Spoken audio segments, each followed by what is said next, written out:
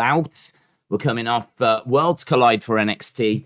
We're coming off some pretty monumental news from an AEW press conference.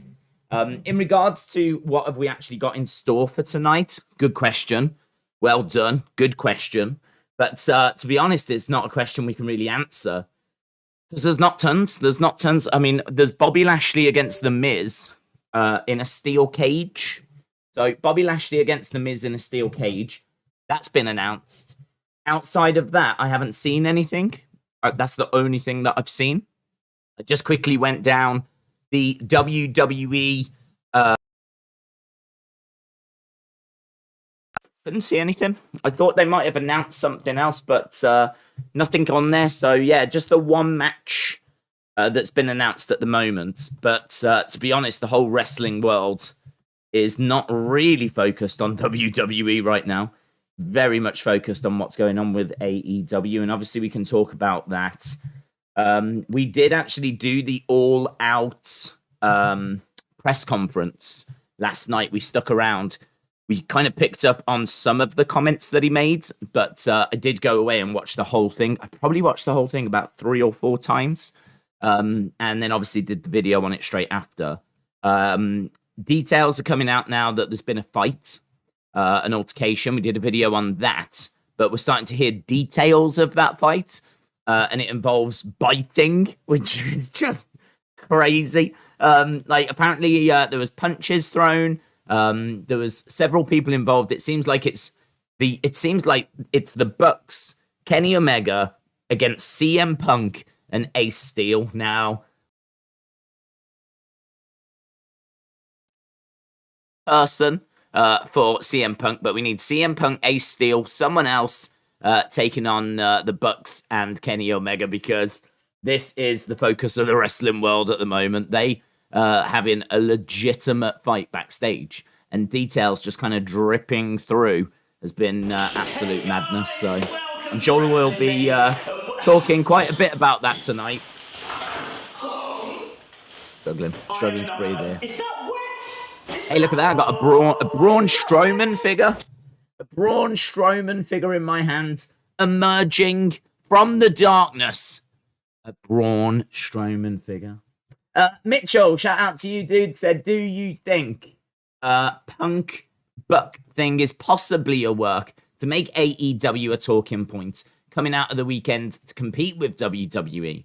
Great question. There's been a lot of that on Twitter. A lot of people saying that it could be a work and whatever. And to be perfectly honest, no one is going to know 100%. No one's... Oh, it's Edge! It is Edge! It's Edge! Yeah, no one's going to know 100%. All I can do is tell you my gut feeling. And my gut feeling is no. I think this is legit. The reason why I think this is legit is I think there's way too many moving parts. So, you know, Punk goes in on several people. So several people would have to be on board. They would all have to have signed off. There's some real personal stuff in here. I mean, the whole Colt Cabana sharing an account with his mom, which was repeated a few times. Just the, horrific language that was being used. There's the fact, I mean, look, I don't think Tony Khan is that great of an actor. The level of uncomfort that he was displaying was either Oscar-worthy winning or this thing is real. So for me, there's a couple of things I'm looking at. The fact that all of the journalists are, in the dark. No one has heard anything. They've spoke to talent. Seemingly talent haven't heard that this is a work. All I will say is that if this is a work, it's a work on a scale we just have never seen. I couldn't even compare it to anything. I couldn't even sit here and tell you of a work that was done on this scale, on this level, if it is a work, which is why I don't think it's a work. And if it turns out to be a work and they've caught me out, all I will do is applaud them and say that's one of the greatest works I've ever seen, because I've never seen anything on that scale. There's too many people involved. I mean, CM Punk goes off on Colt Cabana. He goes off on Hangman Page. He goes off on MJF. He's talking about working with like children. He pretty much lays into the locker room at times, but like specifically goes after several different people. So if this is a work, what is it building towards as well? Do you know what I mean? Like it might be a talking point. It might get people talking about AEW, but you would always want there to be an end result. And I can't see an end result here unless you obviously do some sort of match and build towards, Omega and the Young Bucks and CM Punk and Ace Steel, and you go down that road. But I really don't see it. I really, really don't see it. People can make their own minds up, though. I'm certainly not going to sit here and say that it's 100%, because nothing's 100%, is it? But no, I think it's legit. Just so people know where I am on it. I'm fully on board. I'm believing it. I think this is 100% a shoot, and I definitely think this is happening. Andrew said, why is Dexter going after Miz? We don't know. I'm really not aware of anything in their history. So there's no reasons at the moment that have been given. Miz says that he just wants to move on from it. I mean, I seriously cannot remember the Miz doing anything with Dexter when he was down in NXT. Their paths wouldn't have crossed before that. So there'll certainly be nothing on the indies. I mean, to my knowledge, Miz was never on the indies. He came from reality TV, so they had no interaction on the indies. The only interaction there would have been when he was in NXT. I can't even remember Dexter being in a Royal Rumble and being eliminated. I don't think that happened. So this is a very strange feud that's got more questions than answers at the moment. But I'm sure we'll get those answers. Obviously, last week we saw the Miz driving off with Dexter in his back seat. I've got to think that he'll be involved in this steel cage match as well, Dexter Lumis. So I think answers are on the way, but unfortunately I can't give you anything on that because, to be perfectly truthful, I just think the reason it's the Miz is because the Miz is someone that can take L's. He can survive taking L's. He's a solid worker. He's not spectacular. He's also not going to do anything too risky. It means that Dexter and Miz can work a load of house shows, can do like a feud. It's a nice way to introduce Dexter to the main roster. If Dolph Ziggler was still a heel, maybe Dolph Ziggler would be in that role because Dolph Ziggler is very much the person that works with new talent and brings new talent to the main roster. But since he's turned face, we haven't seen him used in that role. So, well, I suppose we have in a way. He was working a little something with Theory, but I don't know where we are with that now. That never really had like a satisfying little bit. But yeah, to be honest, I just think they needed a heel. They needed someone that was solid, someone that, is not going to be too strenuous. It's not going to be someone that's going to really blow up Dexter or anything or, be too challenging. Miz is a really good opponent for someone new because he just keeps things tight. He just does the basics. He allows the other person to shine because he doesn't really do anything that's that spectacular. So he allows the other person to shine. He's great on the mic as well. So as the feud is building, he's brilliant for that. So Miz ticks a lot of boxes. So unfortunately, I think it's more that than, storyline. But they'll come up with something. There'll be a reason, I'm sure. But we just haven't heard anything yet because I don't think there is anything yet. Wrestling Jeebus, my friend, how are you? Wrestling Jeebus said, not sure about you days, but I hate these boring days in wrestling where nothing happens. I'm totally with you, man. Totally with you. An absolute snooze fest. Anyway, have a great show. Thank you very much, my friend. Wrestling Jeebus, just constantly seeing his tweets. I every time he joins us, I always mention him, but one of my favorite accounts to follow on Twitter, legitimately. Always just putting in like really fun comments and always really positive as well, which is nice to see. I always strive to be positive. I do try to be positive, but sometimes there's little irritations that can sneak in. But I've certainly had some fun today with the AEW news. Because why not? Why not? Do you know what I mean? Why not? If you can't have fun with it, then what are we even doing here? What are we even doing here? So, yeah, shout out to you, Wrestling Jeebus. Yeah, hate these slow days, eh? These slow days. Which was my nickname at school, actually.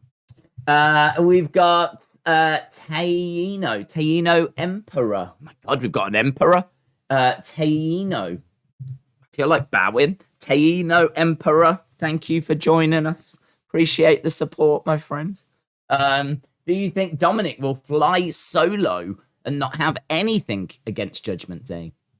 I don't know if you saw this, but there was an Instagram post that went out and he tagged Ray. It was a picture. It was on Dominik's Instagram, I believe.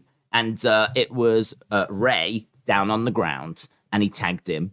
Edge down on the ground and he tagged him. And then I can't remember exactly what he tagged. It looked like it was Edge's right hand. But he tagged Beth Phoenix. Which I thought was like, and she obviously hasn't been laid out. She wasn't beaten up, but it's quite threatening. If you was Edge and you saw that Instagram post and you saw you laid out and you was tagged and you saw Ray was laid out, he was tagged, but then your wife was tagged as well. And she obviously hasn't been there. There's a serious intent that's being implied for me that I would look at and go, well, that's not good news for the family, is it? So, yeah, I think he could really have some fun with this. Somewhere deep inside, he could have a personality, you know. There could be a personality in there. It hasn't shown itself because, in all fairness, he's been stood next to his dad, and I think he's been the baby face, and he's had to be, yes, sir, no, sir, 3 bags full, sir. Like, showing me the ropes, kind of a thank you. Yeah, we're going to do it. We're going to try our hardest, you know, blah, blah, blah, whatevs. We're going to do the Mysterio name proud. Boring. Yeah, boring. But now that he's a heel and he's on his own, he might be able to show some personality. So I am more into Dominik right now than I might have ever been. And if he cuts a killer promo and starts using social media really well, I don't know. I don't want to say we could get somewhere because his matches are still not the most electrifying things I've ever seen. But this was right. Like, he was stale. So let's see what he can do. Let's see what he can do. I am on board with seeing where this goes. There's no point giving up on it before it even starts. So, yeah, I'm on board with seeing where it goes. Now, do I think he'll fly solo or join the Judgment Day? I've got to think he's joining Judgment Day. The reason why is because going solo is hard. I mean, you are carrying the whole weight of everything. You've got to sell your merch. You're the only one responsible for the ratings for your segments. You got to do all your promos. Like, that is a lot of weight on his shoulders. And to be honest, when has he been promoing? Like, when has he been promoing? When has he been cutting promos? It doesn't really do it. So I don't know what his promo is going to be like. And I don't know how confident Triple H would be to allow him to go out there on his own with a microphone. I think he will allow him to do that maybe tonight to explain himself, but I think very quickly Ray and Edge will come out. And then I think you probably do need to put him in with a group of people so that he's a bit more protected. But when he's in Judgment Day, he's going to need time to talk. You know how they all stand there and they all get their moment to say something on the microphone? Like, Dominik is going to need that. He is going to need that so that he can practice his promos. Plus, you know, if he goes in Judgment Day, he's working with different people. He's not got the protection so much of his dad. I mean, I'm sure they will be together backstage, but I don't know. If I was Triple H, I really would in the draft separate them. I would put them on different brands, which obviously I'd speak to Ray about first, because Ray might not want to do that. But my conversation with Ray would be, listen, he has got to stand on his own 2 feet. He's got to stand on his own 2 feet. He is not going to learn what he needs to learn with you around. You can show him everything, but you can't do everything for him. He's got to do it on his own. And the problem is with those two, you know, around, like, he's going to be hanging out with his dad. He's not necessarily forming relationships with the other locker room, the rest of the locker room. You know, is he going out with the guys, or is he just like back at the hotel with his dad? Do you know what I mean? Like, he's got to be his own man. He's got to stand on his own 2 feet. And I think one of the only ways you can do that is put him on separate brands. So I would be having that conversation with Ray and hoping that he could see my perspective. If this is the path that Dominik wants to follow, it is at times a very lonely path. You know, you travel around the world going from hotel to hotel to hotel to hotel. It is not something, you know, you don't tend to take your wife, your girlfriend, your husband, your boyfriend on the road with you. It's a very lonely road, as we said. So, and I think Ray knows that. And I think Ray knows that it would be in Dominik's best interest. So, yeah, I would put him in Judgment Day. I don't think he's ready to go like completely solo. I think there's things that he can still learn by being in Judgment Day, but I'd give him more promo time. I'd give him more in-ring. I might even put him with Damian Priest and see if we can get him to a tag title or something like that. You know, have Finn Balor go after the World Championship, have Dominik and Damian maybe going after the tag belts, have Rhea going after the women's title. I might look to see if I can do something along those lines. I don't know if I'll ever get them there, but I would try. I would book it that way. And yeah, you know, it gives him someone else to work with. So yeah, I would put him in Judgment Day. I hope that, Mr. Emperor, I hope that answers your question, my friend. Is that Hayden as well? Hayden, I'm going to try and find your message. I think have I gone past? Oh my God. Shooting up in the sky. Let me scroll down. Hayden said, Days, I hope you are well. I am so hyped. I'm hyped as well, but it's a night to be hyped.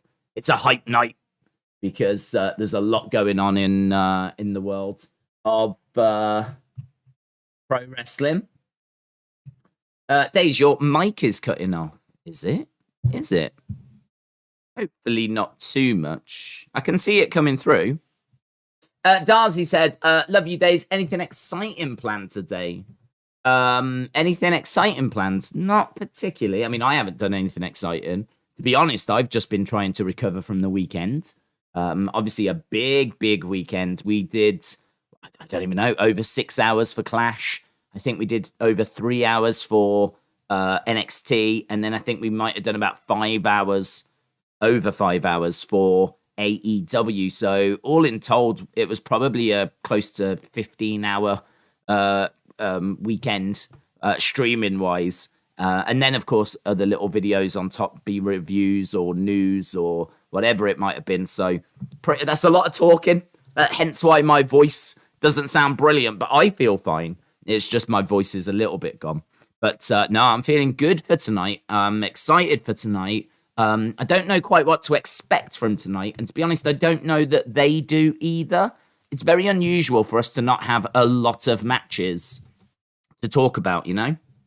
Let me see if I can just jump onto Twitter and we'll see if there's anything else that's been previewed. And then we can obviously mention that if so. Days, just quickly on UFC, I saw a lot of stuff online. If Tony Ferguson loses on Saturday, that's the end of his career. Do you agree? Do I agree? I think when you've got someone like Tony Ferguson, it comes down to a conversation. I think it's getting close because he must be on like a 4-5 fight losing streak. I can't remember. He's lost a lot of fights in a row, and it's been a while actually since he's picked up a win. So I think if I was Dana, Tony is someone that people love. I think there's still people out there that believe in him. I think that if I was Dana, it's definitely crossing my mind, but I'm having a conversation. And to be honest, this conversation might have happened where you speak to Tony and you say, what do you need? What do you think is going to get you back in the win column? Like, they can always feed someone low down to him to hopefully give him a win. And then that kind of sees him all right for a little while. So to be honest, I mean, if Dana really wants to keep him around, he could always feed someone to him. But it's down to Tony, really. Like, how much is left in the tank? How are you feeling? There's no point feeding someone to him and just giving him like a bit of a squash win if he's just not got it, if it's not there, if he doesn't feel the same. You know, can he fix what's wrong? Does he know what's wrong? Or is it just age catching up with him? Like, I feel like that when you've got someone like Tony that's reached that level, that's been knocking on a title opportunity and has really been denied title opportunities, I think that he is worthy of that conversation. I think that conversation happens. It's very different if someone comes into UFC and loses, say, 3 fights in a row. Thanks, but clearly you've not got it.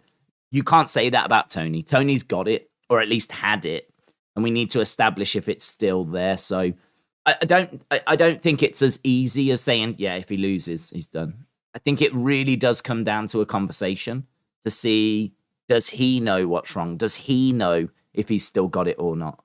And that's how I would approach it.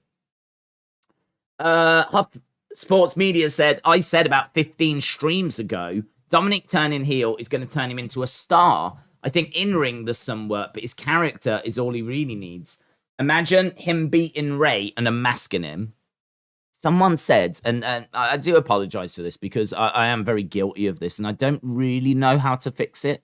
I suppose I could like jot it down as a note, but sometimes I end up referring to things that I didn't plan on referring to or whatever. But you lot are obviously like a supercomputer and you're just constantly coming up with amazing theories and just loads of amazing things. And I just find myself referencing a lot of things that you lot say. And then I never quite know who said it. So I'm going to give you another example of that right now. Someone said on a stream the other day, could you imagine if he comes out tonight and says that he is not Dominik Mysterio? He is Dominic Guerrero. Like, I loved that. I think that's so good because he is turning his back on the Mysterio name. That's how hurt he is. That's how betrayed by his own father he feels. He doesn't even want the Mysterio name. He doesn't even want it. He wants a real role model. And that real role model is Eddie Guerrero. And I love that. I love that. I think that's brilliant. So, yeah, I would definitely... I agree. I mean, yeah, go after his dad. I would only take the mask if Ray's done, to be honest. I think once you demask Ray, that's it. I don't know. I don't really want to be seeing Ray unmasked having, like, a final run. You know what I mean? Like, they took his mask off him in WCW, and it's kind of regarded as, like, a massive mistake. It was still pretty cool when he didn't have the mask on in WCW, but... You know, WWE very quickly put it back on him, and he's had it for 20-odd years.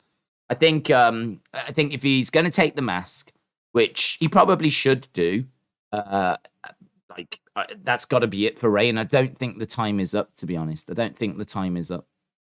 But I think when the time comes, he should have it. Mr. Chadwick, shout out to you. I hope you're well. Appreciate the support, as always. Head of the table said, thanks for the like on Twitter. No worries. Also, if Braun returns, do you think he will be alone? Oh my god. Do I think he'll be alone? I am going to say yeah. I mean, to be honest, I would have brought him back in Judgment Day. But what with the Dominik situation, I think Dominik goes into Judgment Day.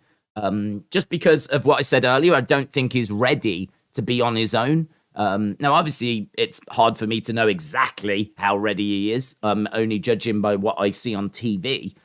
He could be killing it in pro. They could have him doing promos backstage. Could be one of the best promos they've ever seen. I doubt it.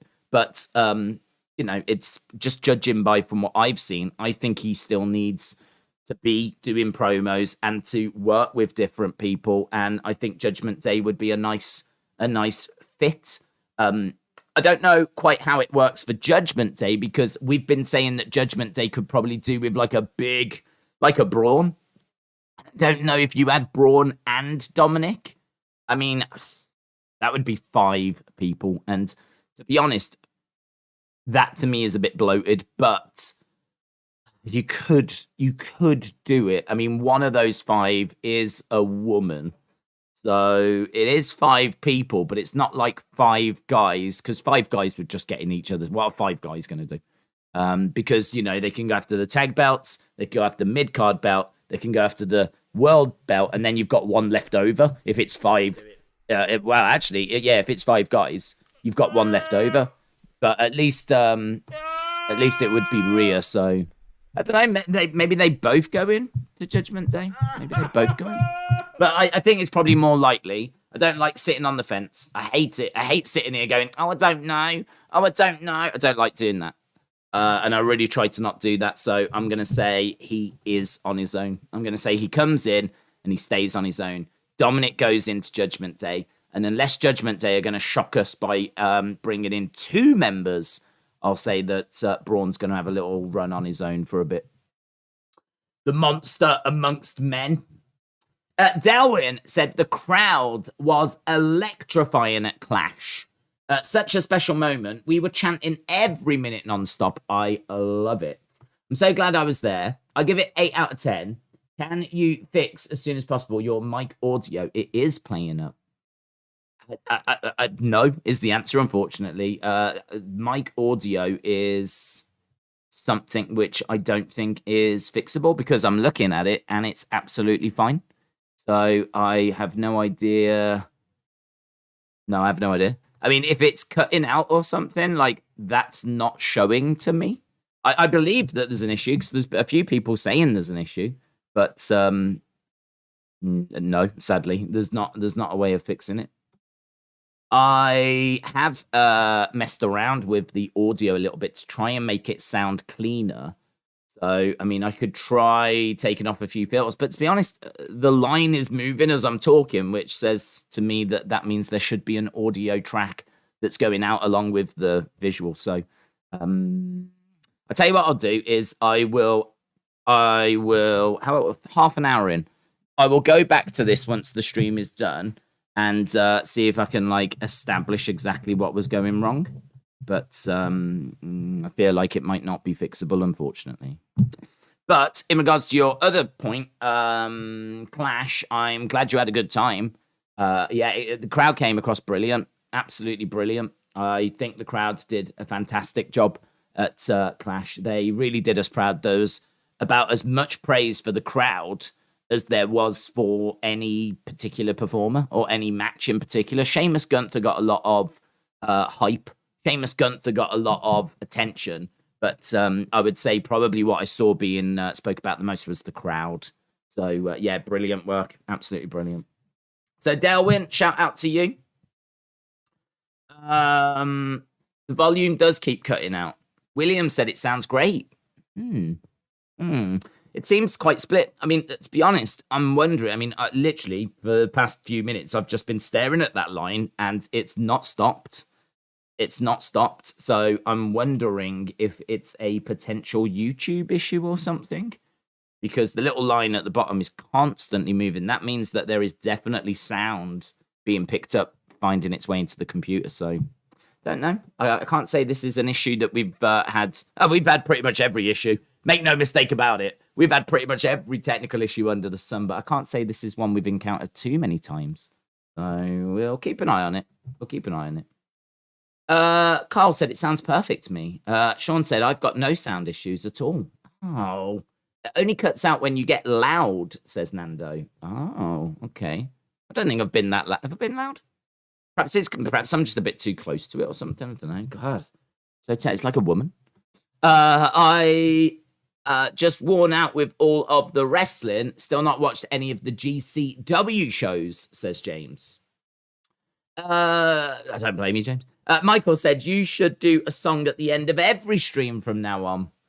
Yeah, I can't say I'm too eager to do that. But certainly was a massive success for Clash at the Castle.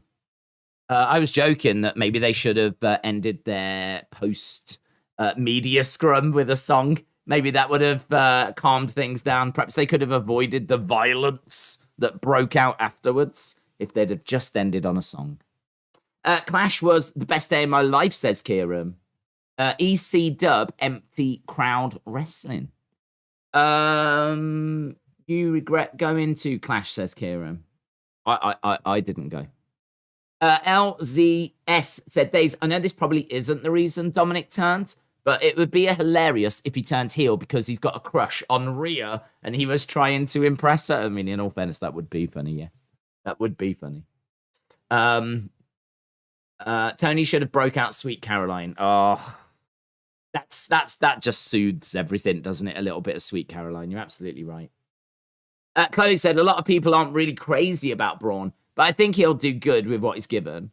Yeah, I agree. Actually, if you think back to like what was it, 2017, when he was flipping over the ambulance, he was quite popular then. Like people were on board with Braun. I mean, he'd come in and made a big impression as being in the Wyatt family. So of course, when he went solo, that was quite exciting. And I think flipping over ambulances. I mean, he flips over a lot of stuff, doesn't he? He flipped over staging. He flipped over like a production truck, which was crazy. He flipped over a car. He's destroyed a car. I can't remember all the things he's flipped over, but I know he's flipped over a lot. He even said, I spoke to him once, I keep mentioning this, but it's because he said a few interesting things. But I asked him, did you ever think of flipping over the ring? And he said it had been discussed. It had been discussed that they were going to have like loads of people in the ring. He would come down, pick it up and start lifting up the ring. And that was something that they had discussed. So now that he's coming back, I wonder if that will come back onto the potential things you might see list.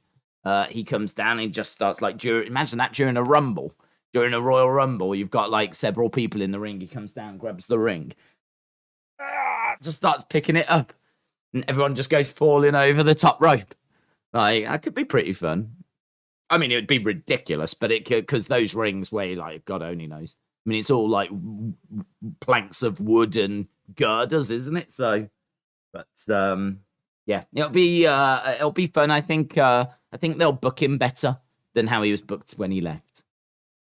John said, "If Drew's push over, I think the moment won't come. I think Drew is going to be someone that will get other opportunities in the future.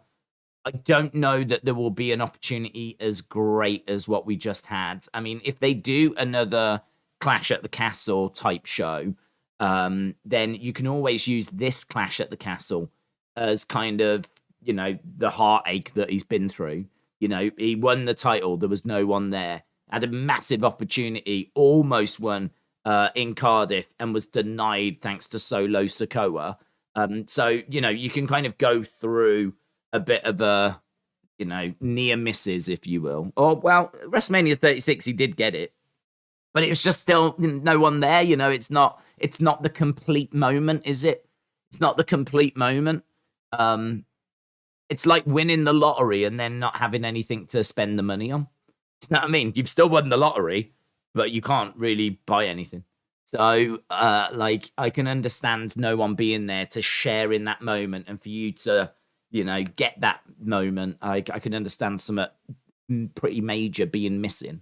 So I feel like WrestleMania 36, Clash at the Castle, you could use it for when he finally does achieve it in front of fans. That will be a massive, massive moment. And in all fairness, there's a good chance they will come back and do a show like that in the UK. I think they were impressed with the ticket sales.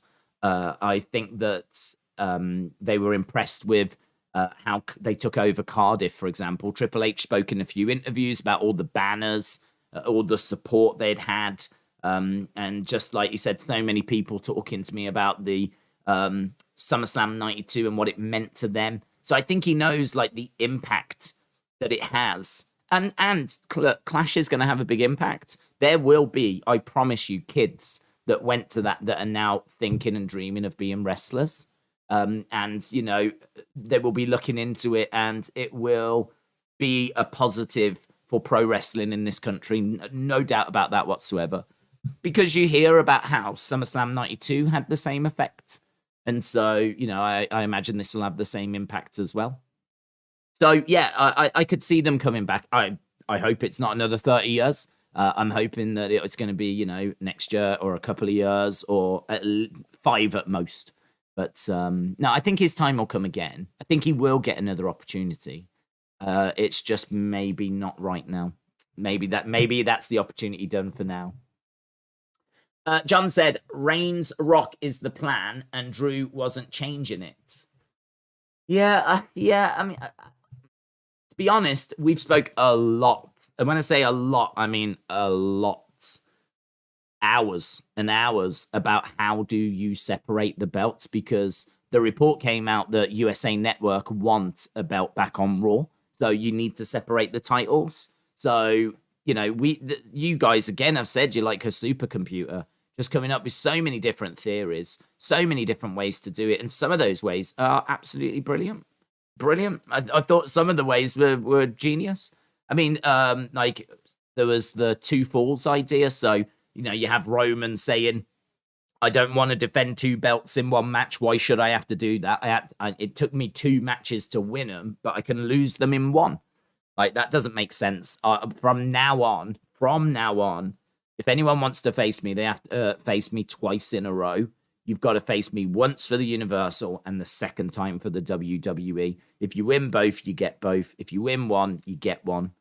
If you lose both, you get nothing, and you will lose both. Like, you could easily do that because that makes perfect sense. Why you can see Roman's logic. Why do I lose 2 belts in one match? If you want 2 belts, you need to beat me twice. I get that logic, and I think it ticks every box for me. I've got no issue with that whatsoever. The other idea was like you could have them above the ring, and you could have a ladder match, and then they could both grab one of the 2 belts, and then like it's a case of what do we do now? Like, you know, such and such has got one of the belts. Roman has grabbed the Universal. What do we do? And the decision is made, well, you will both keep those respective titles. So you could split them that way as well. And there was loads. There was loads of others that were mentioned also. So yeah, I think that just because they're going to do Roman, Rock shouldn't have been a barrier. Because to be honest, by the time we get to WrestleMania, I don't think he should have, or even is going to have, both of the belts. I think that by the time we get to WrestleMania, I think he will have dropped at least one, because USA Network want the WWE Championship back on their network. So, yeah, it's a weird one. To be perfectly truthful, I didn't like the end of Clash. I don't mind Roman winning. I don't mind that. I mean, the singing I just didn't need, but I don't mind Roman winning because I actually want him to get to 1,000 days. But I think the better solution was to have found a way for him to get the WWE title. I think he could have got the WWE. Roman could have left Cardiff with the Universal. We would now have a new champion coming out tonight, Drew. We would have had incredible scenes at Clash. Even if it was only the 1 belt, you know, it still would have felt incredible. Still, like, you know, Roman losing, first loss in how many years? And he loses a title, which in all fairness, a title he only won at WrestleMania. It's not like he's had that WWE belt all that long. He only won it at WrestleMania. As long as he keeps the Universal, that's the one that gets him to 1,000 days.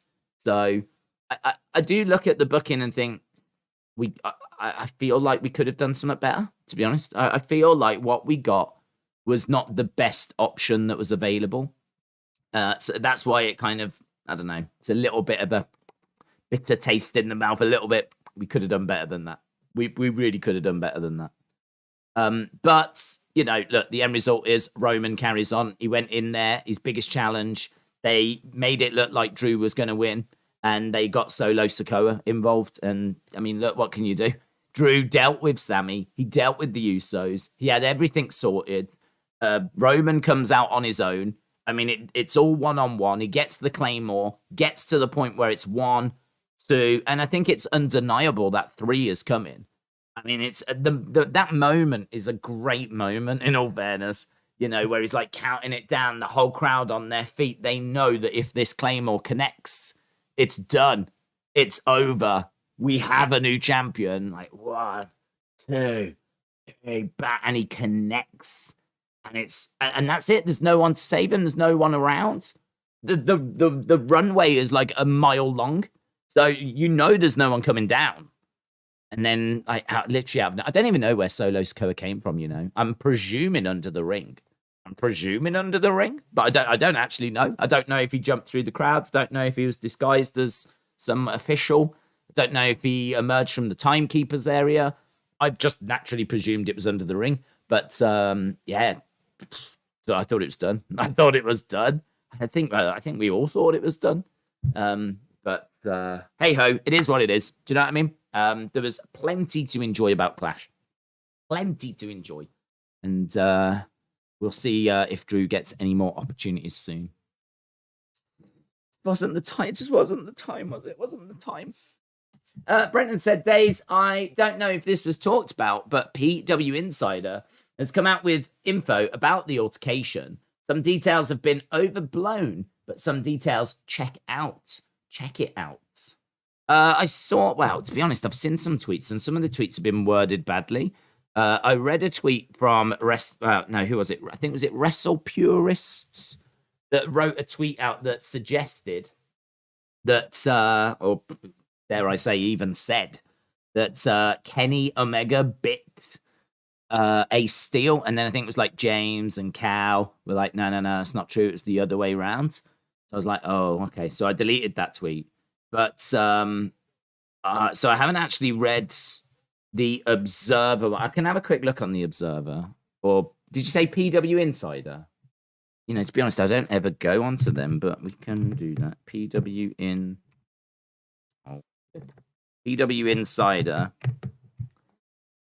PW Insider, latest news. Right. Have a look, see what they're saying. This is the talk of the town. Lots of stories of backstage fights. Here is what we know. Here we go. On an advert. Oh, brilliant. Brilliant. Advert. And never go on to this. And this is why. Is that gonna... No, that better not play. Here we go. Okay. I'm going to read this as quick as I can before we get interrupted again. Lots of stories of backstage fight at AEW. Here is what we know. For the many of you that have written to us, dear PW Insider, I trust you are well. Please, can you tell me about what happened backstage? I've not been ignoring you. What is this? Is this a chat? What's going on? What's this? Is this journalism or is this a diary? Based on what we've heard from those in the company, here is what we can ascertain. Assertion. Here's what we can assert. Here's what we can assertion. Here is what we can assertion. Shouldn't it be ascertain? Assertion. Is that the right word? Here's what we can assertion. Is that right? Is that sentence right? Let me read that again. Based on what we've heard from in the company today, here is what we can assertion. No? Here's what we can ascertain. That's the assertion. No, I'm not having that. We move on. After Punk finished venting his heart out, honestly, the writing here is so flowery. Gather round, pray tell. After CM Punk finished venting his heart out, this is like Shakespeare. At the AEW All Out Media Scrum, he returned to the locker room where there was an altercation. Kenny Omega and the Young Bucks went to Punk's locker room and confronted him about his comments during the scrum. There was a physical altercation with Punk and Matt and Nick Jackson. No one sharing stories is quite sure who threw the first punch. Kenny Omega was there but did not get into a physical altercation with Punk. Ace Steel arrived, and did get involved as his wife was in the vicinity of the incident, possibly even inside Punk's locker room, as she was watching over Punk's dog, Larry. Steel was said to have gotten physically involved. A number of AEW staff and security hit the scene to break up the fracas and separate the Punk side from the Elite side. Like West Side Story. Once the sides were separated, they continued to argue for some time before the Bucks and Omega exited the area of Punk's locker room. There was a lot of yelling from each side. Tony Khan was... There we go, reconnected. There was handbags Yeah, but do you know what? This whole thing could have been summed up with there was handbags. At least one of the Bucks returned to the hotel last night sporting a black eye. It's like Hogan at WrestleMania 9. He's going to say it was a parasailing accident. We have heard from a number of people in the company backing one side and blaming the other. Some were backing Omega and the Bucks, given Punk's comments, feeling Punk's verbal statements led to the incident and he was the guilty party. Others were backing Punk and questioning why EVPs stormed into his locker room, placing Punk in a situation where he would have been outnumbered and that their decision to go in there was partially responsible. Others are questioning how things will go down at TV this Wednesday, given the situation involved the company's new champion, 3 EVPs, and a producer, all of whom are in positions of being leaders. This is true. This is something that people aren't talking about. Like, what's mad about this situation is it is not playing out amongst the boys. It is playing out amongst management, right? A producer, 3 EVPs, executive vice presidents. Is it presidents or producers? No, it's presidents, isn't it? So, like, EVPs, a producer, the top babyface in the company. Like, honestly, if you're flipping Powerhouse Hobbs, if you're Hook, like, are you not looking at these going, what the, we're being led by this? This is the shining example of professionalism that we're meant to follow. Mental, man. It is mental. If I'm Tony Khan, I'm flipping losing my mind, to tell you. He doesn't look like he's losing his mind. Tony Khan looks like he would struggle to, you know what I mean, tell off a bunny. He's just like so doesn't know what to do. He just sat there. He just sat there whilst CM Punk went off on EVPs of his company, and he just apologized to him basically. Oh, I should have no commented. No, I should have no commented the other day. You know, it's my fault. It's my fault. I'm sorry. It's my fault. I mean, this company is being tore apart at a management level, and the guy in charge looks like he's about to cry. Not a good look, is it? I mean, I'm loving it. Can I just say more, please? But I'm loving it. The Bucks and Omega left Chicago earlier today. AEW is being very tight-lipped about the situation, but the belief amongst those who we've spoken to is the company is going to determine where the blame should be placed and what the course of action is going forward. Yeah. It should be noted that over the course of the day, some of the stories around the incident have gotten more and more fantastical. Oh, yes!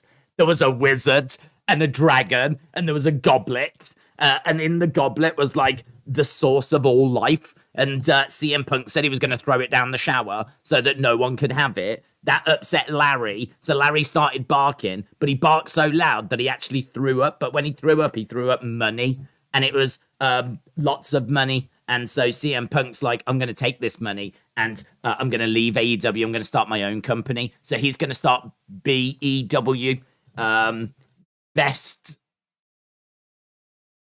Elite Wrestling. That's what he's going to be starting with the money that Larry threw up. Yes. The story getting more and more fantastical. And what a word. What a word. Fantastical. I've never used that.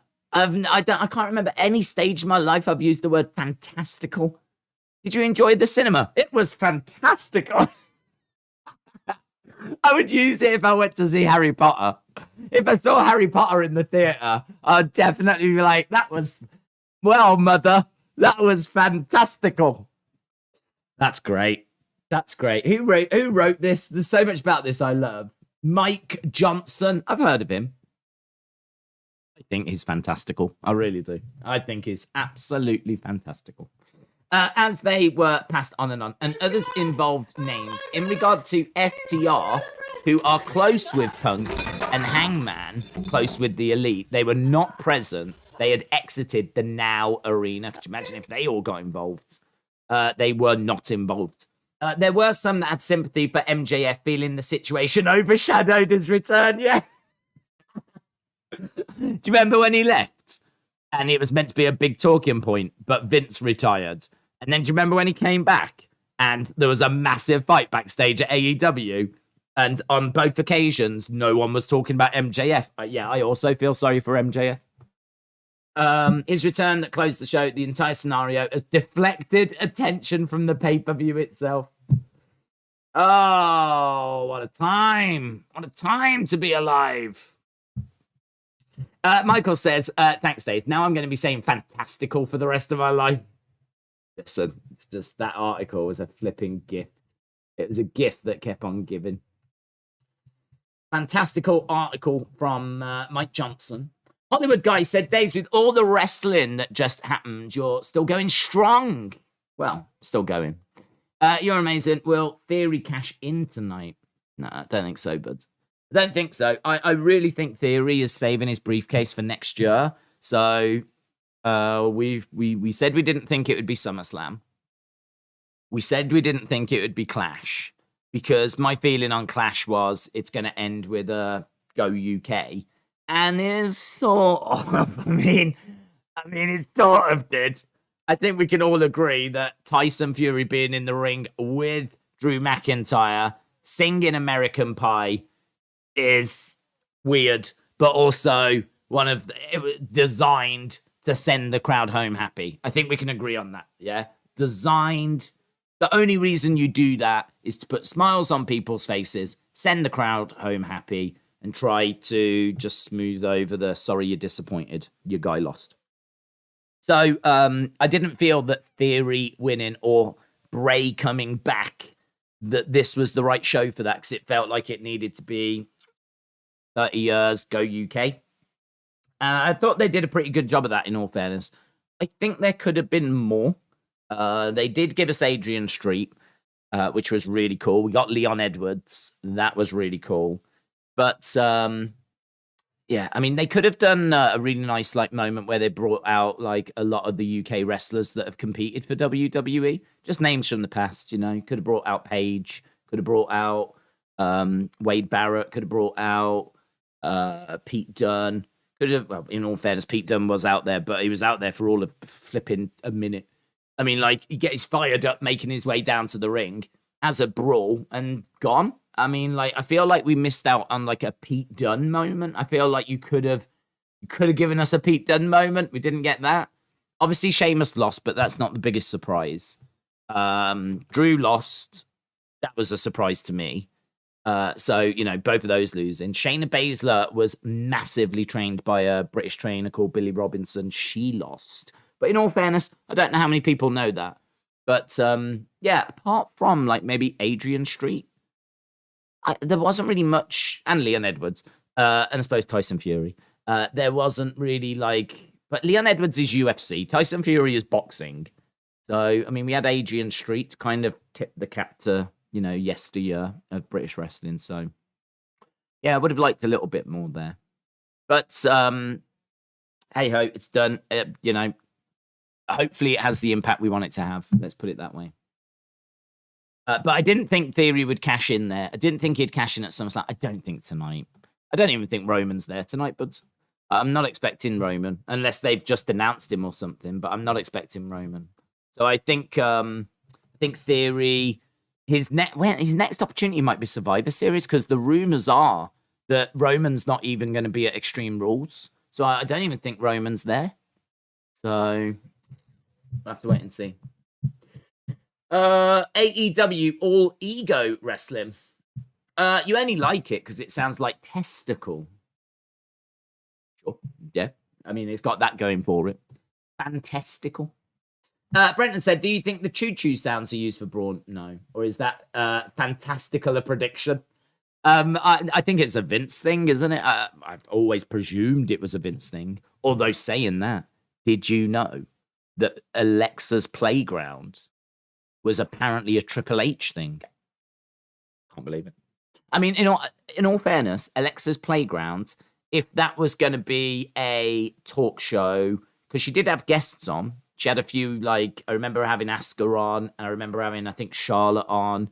So if it was going to be used as a vehicle for promos and interviews, and it's just literally a playground, I mean, I never hated that idea. I think it's a good idea.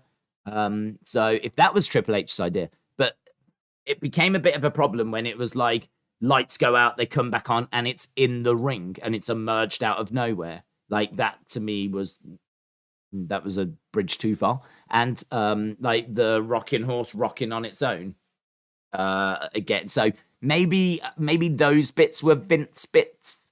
Maybe the Alexa's playground was Triple H, but the little supernatural moments were like a Vince thing. I don't know. But I was very surprised to hear that Triple H was involved in that. I wouldn't really have put much of that down to Triple H.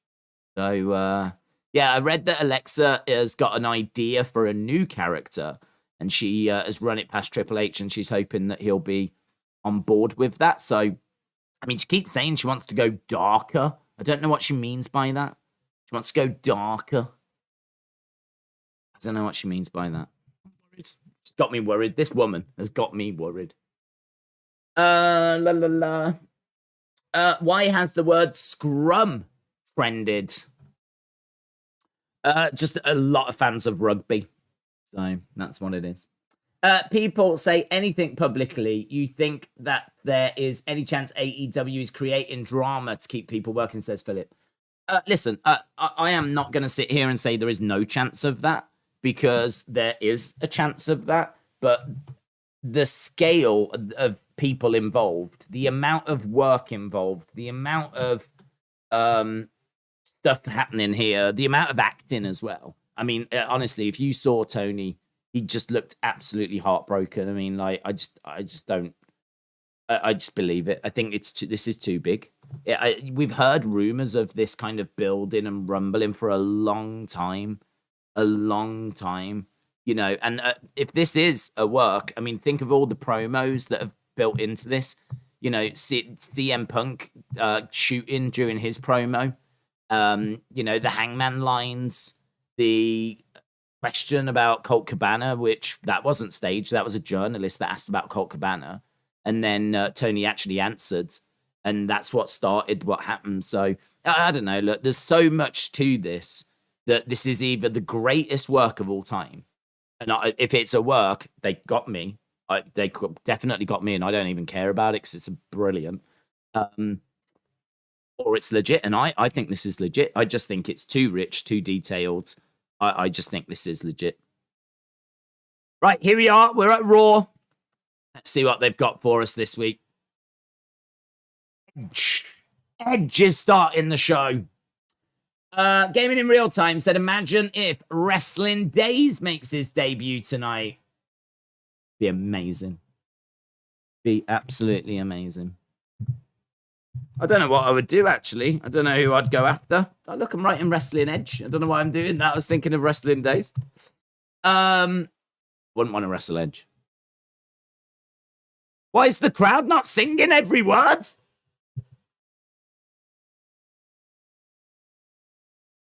Ladies and gentlemen, WWE Hall of Famer. I've got an appointment today. I am going to get help to get back into college. I need to get sport education.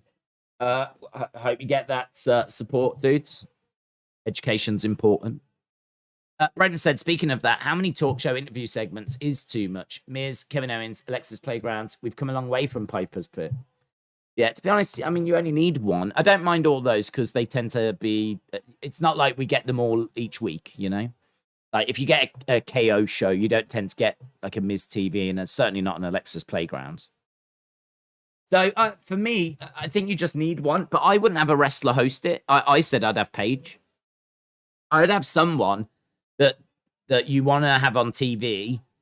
You could even have, like, LA Knight. If you're not going to use him as a wrestler, if his wrestling career's over, and you've got no interest in using him as a wrestler, he's a great talker.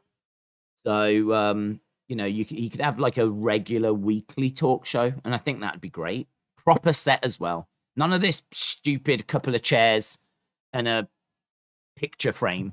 Proper Piper's Pit set. Barbershop set. You know, I miss the proper sets. Actually, that's why I thought Alexa's Playground was actually all right. It was a proper set. I really liked that. It went with the supernatural bit of it, but Dominik Mysterio. Yeah. Yeah. You little twat.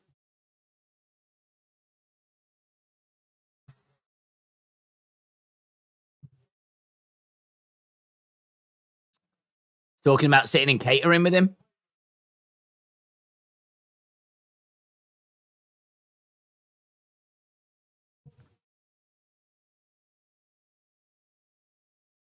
Home. You welcome me with open arms.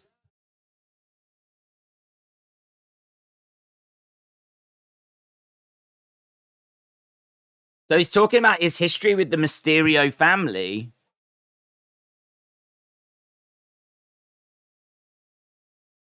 I calmed you down. I talked you down in front of your first live match. He was there for him. You've always felt like a nephew to me.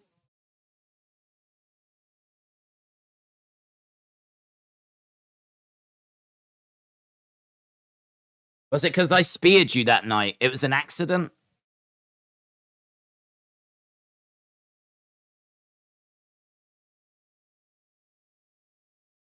Edge casually forgetting he himself turned heel on Ray in the past. Details, schmetails.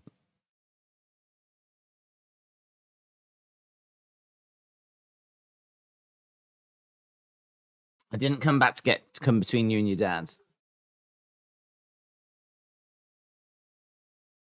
But, well, it is. I feel like Judgment Day is my fault, says Edge. Yeah. Yeah, I'd say you played a part.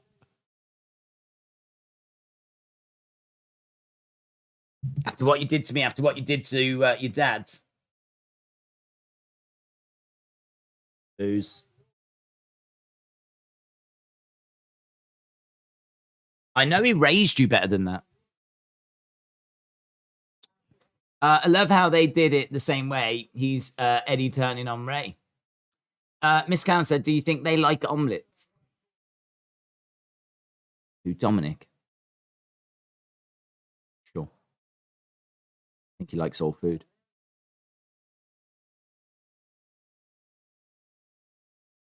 A man's game.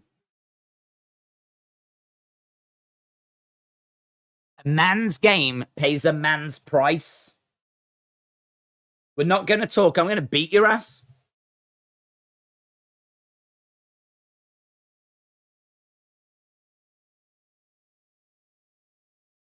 Okay. Music hits.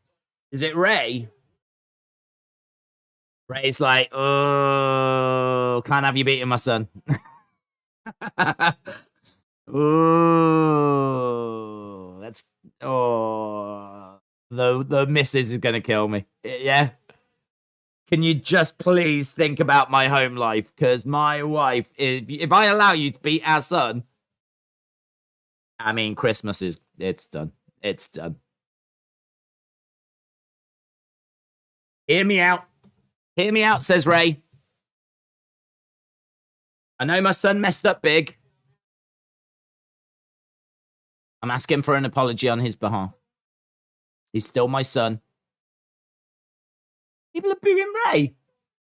Don't do this. It's great to see Ray having something to get his teeth into. It's good. You know I love you. Your son is old enough to drink. He's old enough to drive.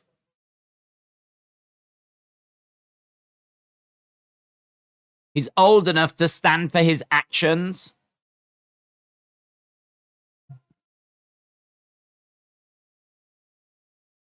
Dominik, get out here right now. I don't think Ray's turning, is he? Rhea Ripley? Rhea Ripley? Is Rhea Ripley? Imagine, oh God, they'll be the golden couple. If they're together, they'll be the golden couple. Here's Rhea Ripley. Rhea Ripley has made her way out. Oh, God, this is so good. Where's my popcorn? You need to calm down.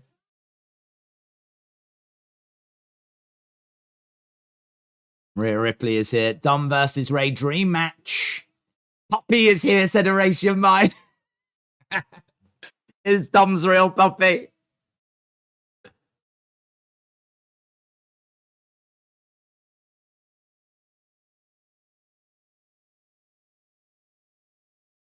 He's not your baby boy anymore. I saw the potential in him. I made him into a man. What did you do? Woo! I made him into a man. Here he is. Here he is. Slick black hair, black shirt. He doesn't look like a man. Snap out of it, Dominik.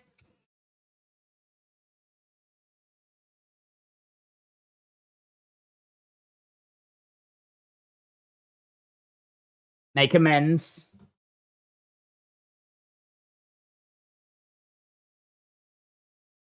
He's just standing there. He's going to say something. Dominik doesn't listen to you anymore, Ray.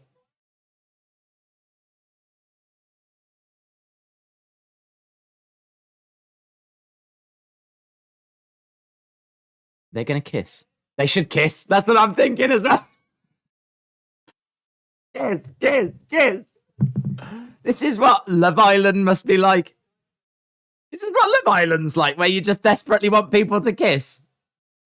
I'm going to have to start watching Love Island. I feel like I am. Oh, they haven't kissed. This is rubbish. Ray said, I don't want to be a part of this. I'm sorry. Ray is going. I don't want to be a part of this. I don't want to be a part of this. Ray is walking up the entranceway. Steps in front of Dominik. Don't do this, son. Don't do this, son. Ray says, don't do this, son.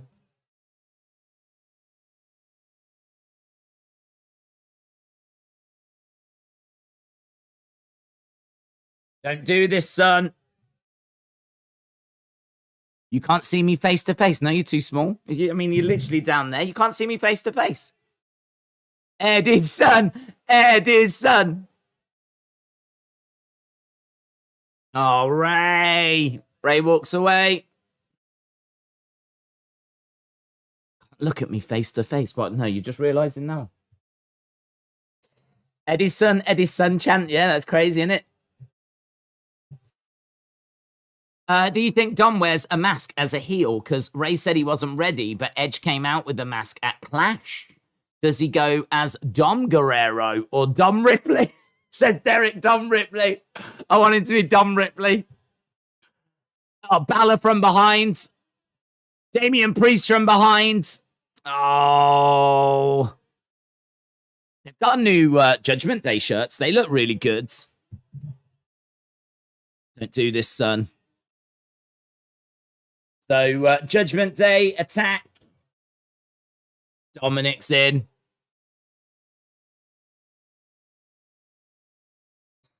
It's going to be good for Dominik. This feels good for Dominik. Ray's come back. Get out my way. Rhea Ripley gets in Ray's way. He grabs a hold of him. Rhea Ripley from behind. Cheap shot from Rhea Ripley. Ray goes into the ring steps. They still haven't kissed. This will be great for Dom, says let him in. Remember that one tweet that Ray sent out ages ago saying, I can't wait to beat the competition on WWE 13 and my children too. Perhaps that's why Dom turned.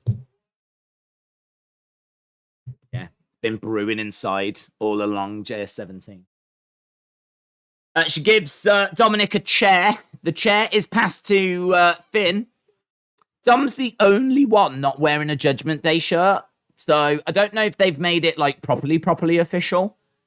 I always find like the shirts very interesting. Because Rhea's got it, Damien's got it, Finn's got it, but Dominik doesn't. Dominik's the only one in a black shirt. Kind of makes him look a little bit like the leader. But it also makes him look like he's not fully been accepted yet. So, I don't know, perhaps this is him proving his self as Balor. Coup de grace onto a chair that was on Edge's leg. Here's Ray. Ray comes in. The damage has been done. Too late. Flipping hell, Ray. Great friend you are. OMG, said Delwyn. Tom was the leader all along, said Just Nick. They're probably going to wrestle later, says Tay. Rambunctious Raw, says Miss Clown One. I don't think Dom should have a manager. If they do put him with one, hopefully they give him Chavo Guerrero, says Gwen. I think he's... I mean, look. I think he's in Judgment Day. I think he's going to be accepted. They've all got their arms around him.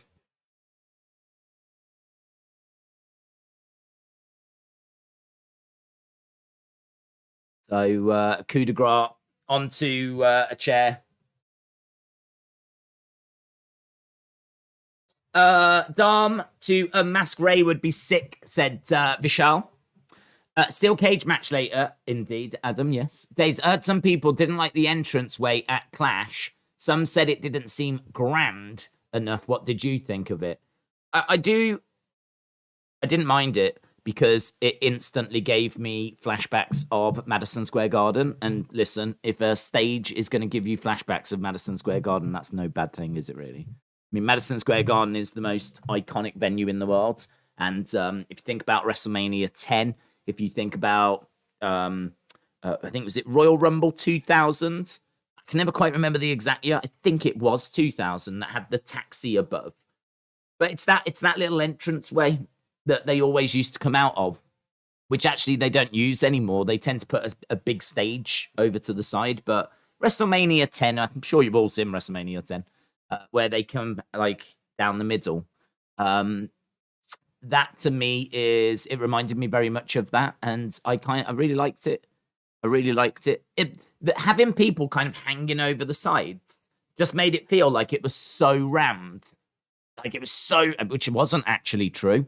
Because for some reason there was a whole, I didn't notice, they didn't show it on TV, but if you saw pictures from people that were there, a whole side of the stadium was just, I think, a giant Welsh flag. So there was ample room. It is a bit strange because there was plenty of room for them to put a stage. Plenty of room. There was a whole side that wasn't being used.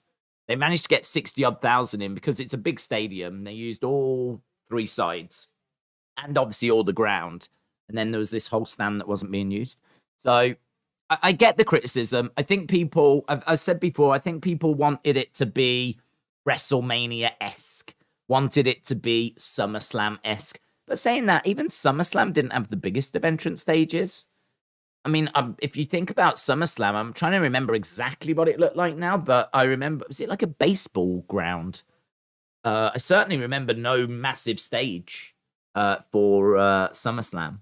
So, I don't know. Not a problem to me. It reminded me of Madison Square Garden, and that's always cool. And I think they definitely put the effort into that castle thing that went above the ring.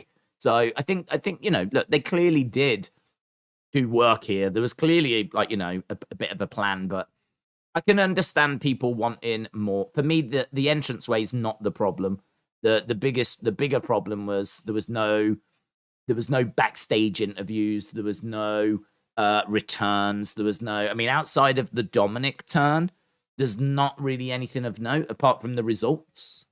You know what I mean? Like apart from the singing at the end and Drew losing and whatever the other results were, it was literally match, video package to go to the next match, video package, straight to the next match, video package. And actually, I've had people saying it felt a bit house showy as a result. There was nothing interesting like behind the scenes. There was no major story playing out. If you think about like SummerSlam, you have Bayley, you have Dakota, you have Iyo coming back, you have the ring being lifted up. You know, there's things that do happen. A couple of segments like, you know, Seth and Riddle just coming through the crowd, which was unexpected. You've got like Drew McIntyre as well coming out and just having a little segment. There's little additional things at SummerSlam that just weren't at Clash at the Castle. I mean, it's crazy. There was no backstage interviews. I can't get my head around it. I don't understand. There was no like Paul Heyman knocking on the door, speaking with Sammy. I know they weren't there, but you know, you could have done something. But there was no little story weaved in or anything. It was very much like a B show in a stadium. But I mean, it's hard to criticize it because you don't want to come across as ungrateful. I think the expectations were so big. It had been 30 years, so I think the expectations were so big. But to be honest, I'm not down on the entrance thing. I'm not down on it. We're just seeing earlier today, Storm's Magic said Judgment Day will do wonders for Dominik. Here's Miz and Ciampa. Yeah, I agree. Storm's Magic. I think they'll be great together. I agree.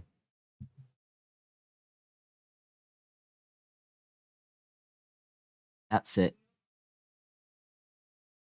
He drove home, went on vacation. That was it.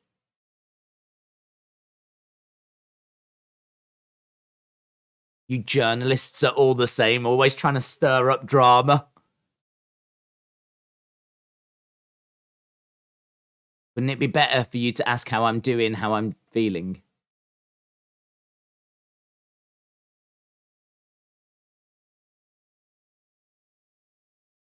Bobby Lashley against The Miz tonight. I do like that line. You journalists are always stirring up drama. Tony Khan is like, tell me about it. Oh, a car has been flipped. We didn't see it flipped, but it's flipped over. And it's smoking as well. Not like, but you get it. Journalist, I want to get that quote down. Journalists always looking. Start drama.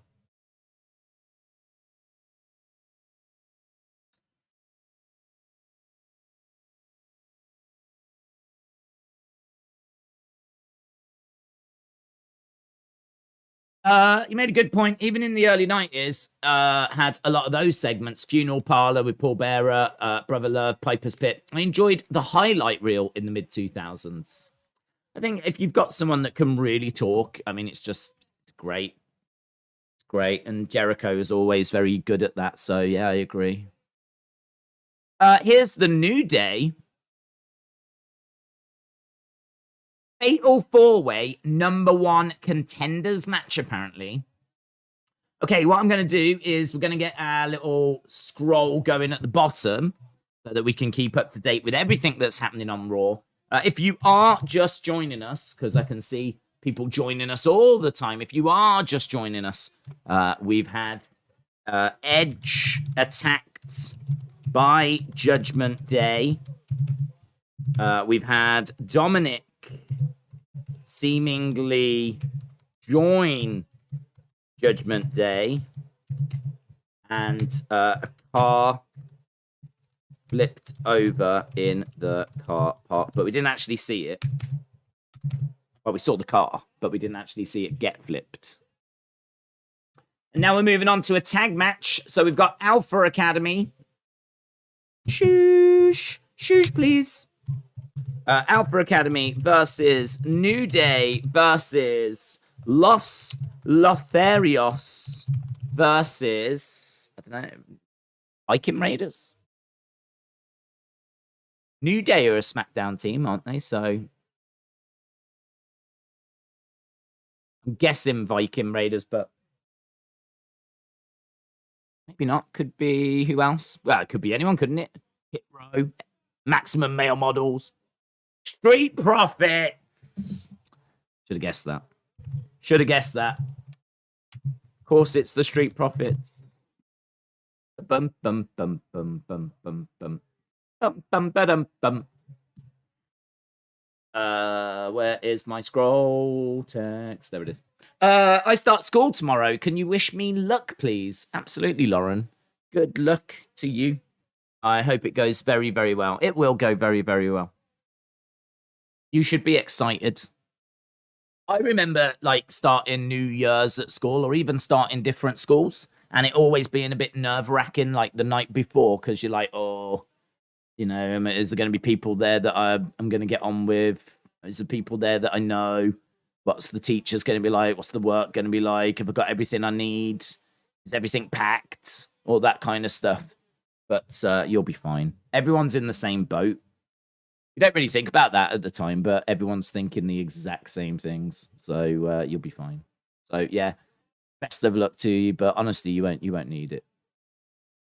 Lemden said, do you think Dom should have joined Los Lotharios? Sure. As long as, because that way then he could pick up some tips on how to seduce Rhea Ripley. And anyways, look, he's a red-blooded young male. That's exactly what he wants to be doing. We all know why he's joined Judgment Day. We're in no doubt. He's not joined Judgment Day because he wants to learn from Finn Balor. He wants to learn from Rhea Ripley. Days, did you see Wyndham, Braun, and Rowan all tweeted cryptic tweets? I didn't actually, but I did hear that had happened, which is interesting. But at this point, I'm very aware that wrestlers are using that to be spoken about. And I think that they know what they're doing. They know how to trend. They know when to send things out, the kind of things to send out that's going to get people talking. And honestly, I think it good for them. Do you know what I mean? Good for them. I don't know that there's anything there that makes me think, oh my God, they're all coming tonight. In many ways, you know, I mean, I've got to say, Bray's done this quite a bit with little teases. I mean, which I don't understand. Bray could come out at any time, and say, guys, I do not have a contract. Oh, that's clever. Would that be allowed? Would that have been allowed? Kofi tries to pin Xavier, but would the New Day have not lost as well as one? That's interesting. We're underway with this fatal four-way. So Xavier and Kofi in the ring. Kofi lies down. Xavier lies down. Kofi pins him. Would that have worked? Would that have worked? It would have won and lost. The outlaw rule. I hate to bring it up again, but in our conversation about interview talk shows, I realized I don't think AEW has got any of those, but I'm not complaining, says Brenton. I'll write down that New Day moment. I wonder if they'll bring back Strowman as a heel or a face and how they bring them back. I'm disappointed it's not Judgment Day. Can you guess how he will return? I think, well, he could still be Judgment Day, but I don't think he will be. We spoke about that before. Will Judgment Day bring in 2 new members? I don't think they will. Personally, I think Solo. He was Solo before he left, so there's no reason why he can't be Solo. He's absolutely got the size and everything. I mean, you could put him with someone to be like a tag partner or a manager or something like that. A manager would be quite nice. Imagine if it was Paul Heyman. Imagine if Paul Heyman's with him. Imagine like Strowman's scene in the camera, very similar to what we saw with Roman, and it pans across and Heyman's there. So even if he's not put with someone and he's just got a manager, it could be interesting. But right now, I'm just guessing. I mean, there's literally no rumors or talk or anything. I'm just expecting him to be on his own. Nelson said the New Age Outlaws did it. Do you know, I can't remember it. I can't remember it. I don't know why I can't remember it, but I cannot remember it. What was the result of it? Is it allowed? Dream match is Roman versus Gunther versus Bobby versus Drew versus Braun versus Braun, says Miguel. Are you bringing back Wheel of Fun, says Joseph? No. It's stopped because of the changes with YouTube. You have to be like really, really careful with like giveaways and things like that. And certainly if there's kids that are involved. So that rule changed in 2000. So we've not done that for over 2 years. Wrestler with Andy said, what if Loomis, Braun, and others start a faction for people that were unfairly released? Don't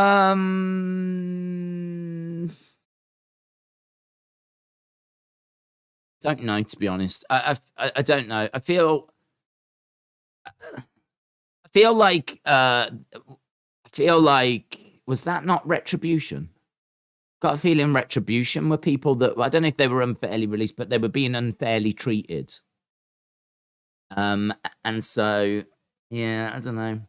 There's a few factions now. I mean, we're on the verge of Legado coming up. We've got Judgment Day. We've got Hit Row. Is that it? I feel like there's more. Maximum Male Models. They're sort of a tag team, but I feel like LA Knight, Max Dupree can get him in the ring. And I don't know about Maxine Dupree. I mean, I'm guessing she was brought in to be a wrestler. So, I don't know, Hit Row, Maximum Male Models, not sure about that one, but I feel like there's a few factions. And do we need another one based on people that were released? I think I'd just leave them solo, to be honest. I think I'd just leave them solo. I sort of feel like Dexter Loomis really needs to be solo. Dexter Loomis in a faction, I don't know. Kind of, do you know what I mean? Is a stalker, is a in the shadows kind of a guy. I don't know that I see him in a faction. Would you like to see Bloodline have all the available titles? No, I wouldn't.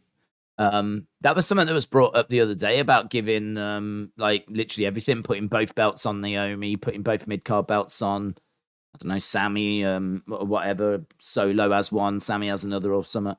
But that's not something that I would be eager to see.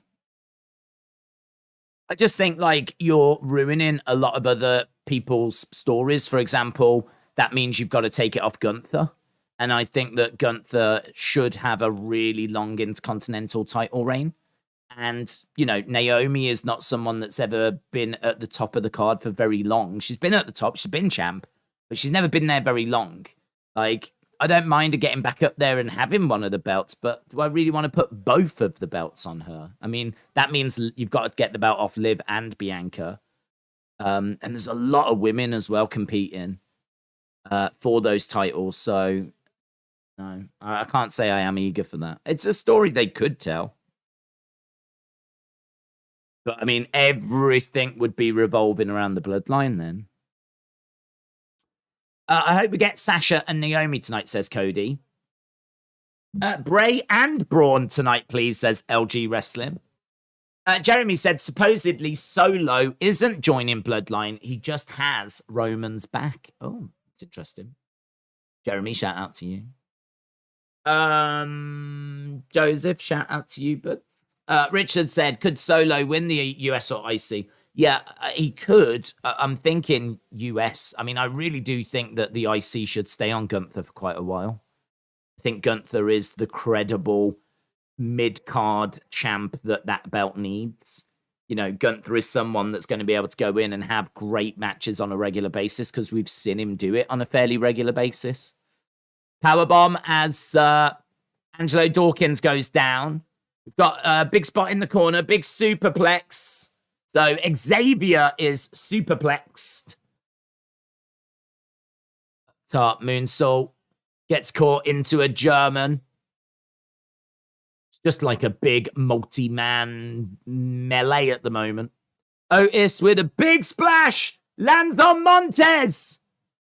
And Kofi makes the save. Kofi comes in and makes the save. Since Dom has joined, do you still want to see Braun join, or do you think 5 is too much?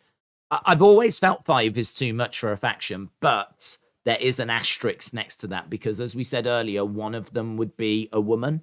And I know that sounds a weird thing to say, but I always think, like, I don't think that, like, they should have all the belts, but I think they should be able to go after belts. So if you've got 2 guys in your group, that's a tag team, they can go after the tag belts. If you've got 3 guys, one of them can go after the major title, the other 2 can go after the tag belts. If you've got 4 guys, then you've got 2 that can go after the tag belts, 1 that can go after the main belt, 1 that can go after the mid-card belt.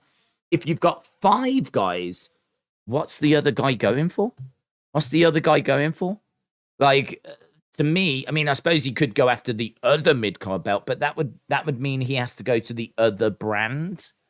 So that feels a bit messier then.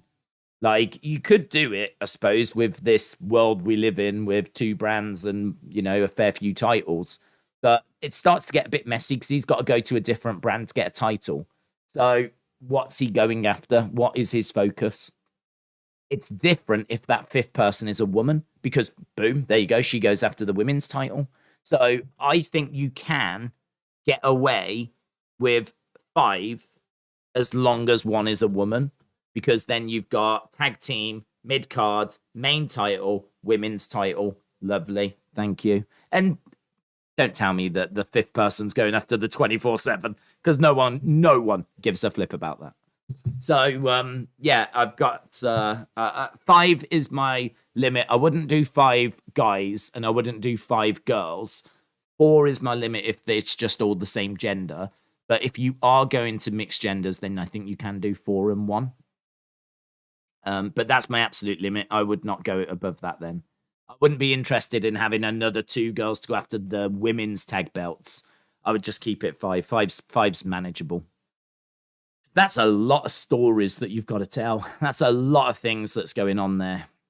So yeah, I think you can get away with Braun getting in, but that's my feeling on it. Like, when it comes to factions, where do you draw the line? For me, 4 if it's the same gender, 5 if you include a woman, or it's the other way round, which would be weird. Imagine the other way round: 4 women and 1 guy.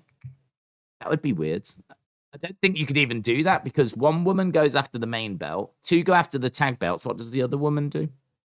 And then you've got a random guy. So I don't know that would work, to be honest. We've never seen that. I can't remember ever seeing that. 4 women and a guy. But either way, yes, I think you can put Braun in, but I don't think he joins. But Judgment Day are looking for a 6th member, and Days is trying to put everyone else off so that he can have less competition. There's Niall. I think it depends. 1 extra person could just be a brute, an enforcer, no motivation to go after belts, but just help the cause. I get you. I see where you're coming from. I do see where you're coming from. And maybe that could be a catalyst to, you know, them splitting up eventually because that person gets tired of being the enforcer, you know, wants some of the glory, is always, you know, left out when everyone else has got belts. You know, belts mean extra money. They mean extra responsibility. They mean extra pay. They mean, you know, power. That's what belts have always kind of symbolized. So for one person to just be an enforcer type character, missing out on all of that, I suppose you could tell a story of them getting frustrated. If I was in creative, I wouldn't close the door on that idea. I'd be like, I can see that you can do something with that.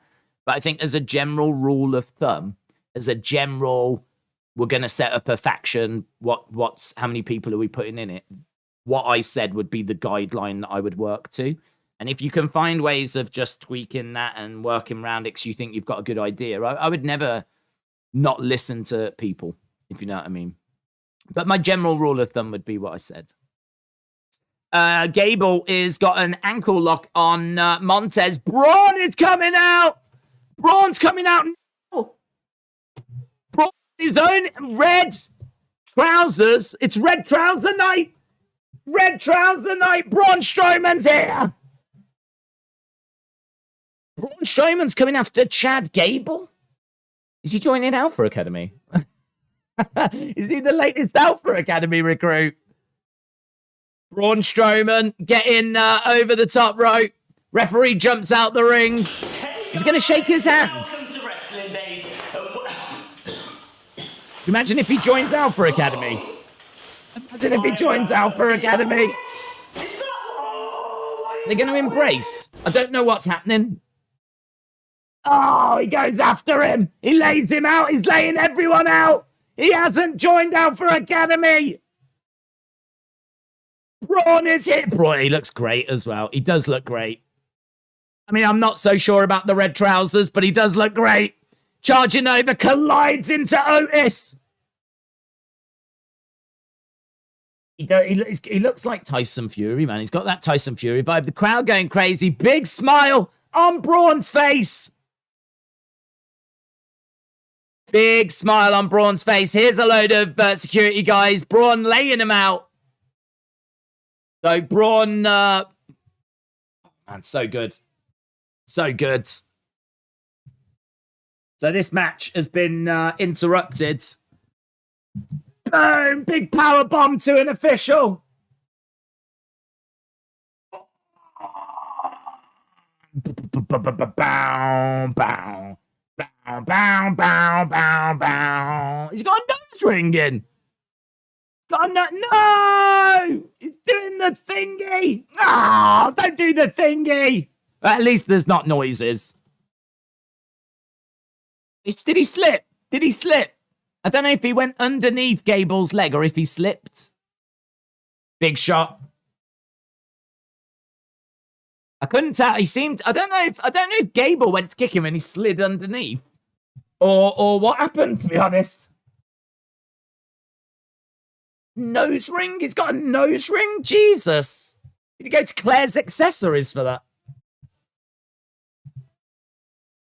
Braun is here. Trent said, if you could make one four-man faction, what would it be called? I'll have to get back to you on that. Boom! Through the table! 1, 2, Through the table! He's done it! He's done it! He's done Braun with his arms in the air. Bray Wyatt! People taking pictures. Oh! Corey says, got these hands. Nose ring, red pants. He's doing the Hogan. What you gonna do? Don't you dare. Get these hands. Oh, stop it. Why have people got signs saying get these hands? Ah, you're trying to kill him before he's even started.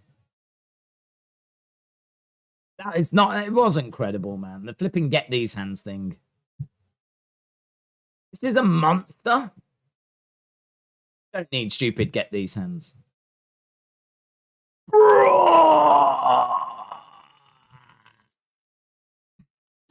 If you could make a four-man faction, who would be in it? What would they be called? It's really hard, to be honest, to sit here and try and, like, you know, go through flipping the whole roster and try and, like, think of a name, come up with a faction. I would, just off the top of my head, I would just try and get people that aren't on TV. I know that's really boring, but, like, I keep coming back to T-Bar. Like, he should be on TV. And Mustafa Ali, I mean, I do feel like what they were trying to do with Retribution was the right thing. It's just they made them look cringe. And I just don't think they were really ever behind it like they should have been. I think that they just made them out to be like jokes. Do you know what I mean? They just made them out to be like, just again, they made them out to be like people that you just wouldn't see. You know what I mean? If someone was invading, they wouldn't invade and dress up like that, would they? They wouldn't look like they've just come from flipping Mad Max. So to me, I think the idea was right. You could even say maybe the personnel was right, but I think the execution was completely wrong. I think it was completely wrong. So yeah, I'd be looking at like Mustafa Ali, T-Bar. Who else isn't being used at the moment? Hard to get Drew Gulak in. Yeah, I think it'd be difficult to kind of make it seem believable, make it seem like he is someone that could be in a faction. Forrest said, "What are your thoughts on Liv?" No, I don't like it. Don't like it. I keep saying the same things, and people I think are getting a bit of the wrong impression because I keep saying the same things. Keep saying I've got nothing against her because I don't. But I don't like the run. I don't like the way she's been booked. So I would get the belt off her. I think seeing her win clean against Shayna just... I mean, it didn't need cementing, but it cemented it. It cemented the idea in my mind there is no saving this. Looks the same as when he left. Restart the match. That's true. Poor people. Right, let's get this quick little video done. I want to get this out because big talking point. Massive breaking news coming out of Raw. Braun Strowman returns. You can see a good image right here of what he looks like. Red pants, which is quite interesting. A very small nose ring as well. I think it's more internal than external. But yeah, he's got a little nose ring. He just came out mid-match during a tag team fatal four-way and destroyed everyone. He just destroyed everyone. There was a moment where he came into the ring. He went like face to face with Chad Gable. I did wonder if he had have just joined Alpha Academy. I wondered it because actually, in a way, that could be quite fun. But no, as I said, he came down, absolutely destroyed everyone. He did the little run on the outside, the shoulder barge thing. It seemed like at one point he even slightly slipped. I don't know if he did or if he did a really good job of just avoiding like a kick or something, because I think Gable was out there at the time. So I'll have to go back and rewatch that. But either way, he managed to kind of get back to his feet, charge into Otis, put Otis through the barricades. Corey Graves did say these guys are going to get these hands, or get these hands was mentioned. I must admit, it's a catchphrase I really don't want back. I think this guy looks absolutely amazing. Crowds loving him. Big cheers. Great reaction. Great response. I personally would move away from get these hands. I think he needs something a little more credible than that. But either way, that's not the talking point. The talking point is Braun Strowman is back, and seemingly he is back on his own. He is not part of a faction. He is not part of a tag team.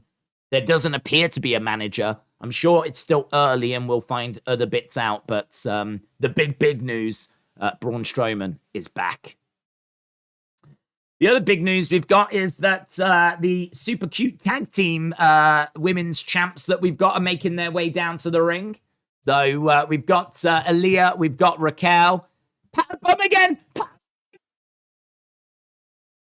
The bum! Oh, Aaliyah! Oh, boo! Patted her on the backside last time. What's going on? Oh, I bet someone woke. I bet that someone woke, stopped her from doing it.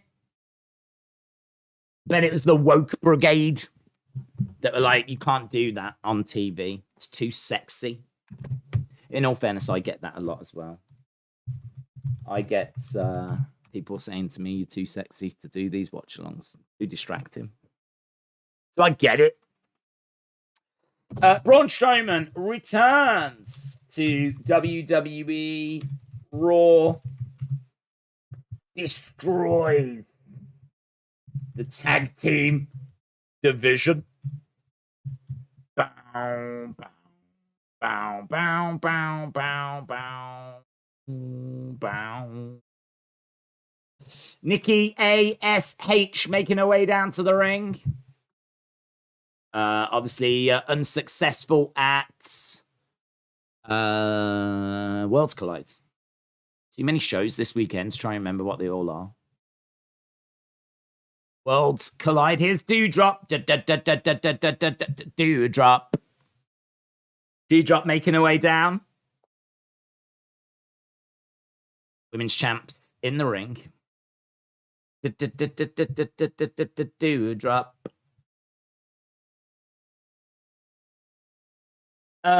Yeah, so Forrest, I don't know if I quite gave the detail on that live question, but don't mind her. I would take the belt off her and then put it back on her further down the road. I think SummerSlam. I've said before, I think her winning Money in the Bank was good. I think her cashing in on Ronda didn't feel quite right. I think Ronda needed to be much weaker when she cashed in. Seeing her escape from like an ankle lock was like, I'm not buying that. Then to obviously what happened at SummerSlam. And then seeing her win clean against Shayna, a catcher's catch can wrestling specialist, a submission specialist, a former UFC fighter, and little old Liv Morgan gets the clean win is just sure thing. So yeah, I would hit reset. That's what I would do. He is huge. Oh, hey, isn't he in a relationship with Raquel Rodriguez? He's in a relationship with her, isn't he? Braun Strowman returns to WWE Raw and destroys the tag team division. I mean, it's not the biggest shock in the world. It was expected. It was heavily reported. So it's, you know, I can't say I'm sat here surprised, but still interesting to see. And I was very interested to see how they were going to do it. Didn't know quite how they would do it. So we got our answer on that. Days, what does get these hands mean? Imagine saying get these hands before a fight. I know. Usman, get these hands. Imagine Conor McGregor saying that before a fight. You're going to get these hands. I don't know, mate. I don't know what it means. Apparently, I have been told it's something that's maybe said in America. I don't know. Raquel and Aaliyah. Can I just tell you, though, if I was in a pub, right, and I am not, like, clearly, I am no physical threat to anyone on this planet. But even so, if anyone who'd had a few beers, came up to me and went, do you want to step outside because you're going to get these hands? I promise you it would take me at least half an hour to stop laughing. I that's all I can tell you. Even if it's Braun. I mean, maybe not if it's Braun. But even so, I do think we can find something more credible. I feel like it's the catchphrase equivalent of the Dewdrop name. Dewdrop. It brings up another point. What draws the line between a team and a faction? Freebirds were considered a team, but I don't think they were called a faction unless I'm wrong. Is it a number of people? I don't know that there's a specific rule, but I've always, I think probably because of Demolition and Freebirds, I've always classed 4 as a faction. 3 is a team. It's a tag team. It's a tag team with Freebird rules. I mean, you can say a faction. You can definitely say a faction for a 3. But I think it's, yeah, it's more, I don't know. Three's tricky. 3 could be a team. I mean, I'm trying to think about, like, when we talk about the Shield, I do describe the Shield as the greatest faction of all time. Don't say they're the best team of all time. So I think the language around 3 is fluid. Let's put it that way. Fluid. 4, a faction. No doubt about it. 4, a faction. 3, I think you can go with team. You can go with faction. Baby faction. Baby faction. Da da da da da. Baby faction. Da da da da da. Baby faction. Da da da da da. Baby faction. Mommy faction, da da da da da, mommy faction. Right, it's a win for Raquel and Aaliyah. I don't care about these guys. I did, but then she didn't pat her on the butt. Braun Strowman debut. Raquel and Aaliyah victorious.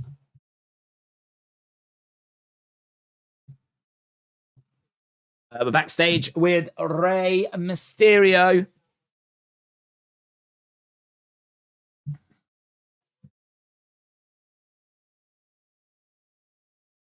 See what Rey's got to say.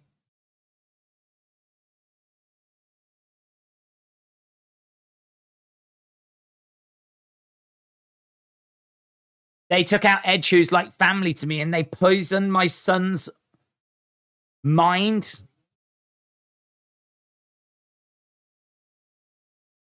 I would never put hands on my son.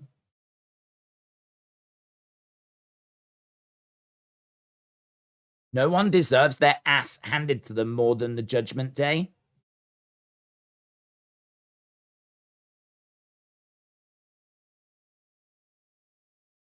He wants one-on-one.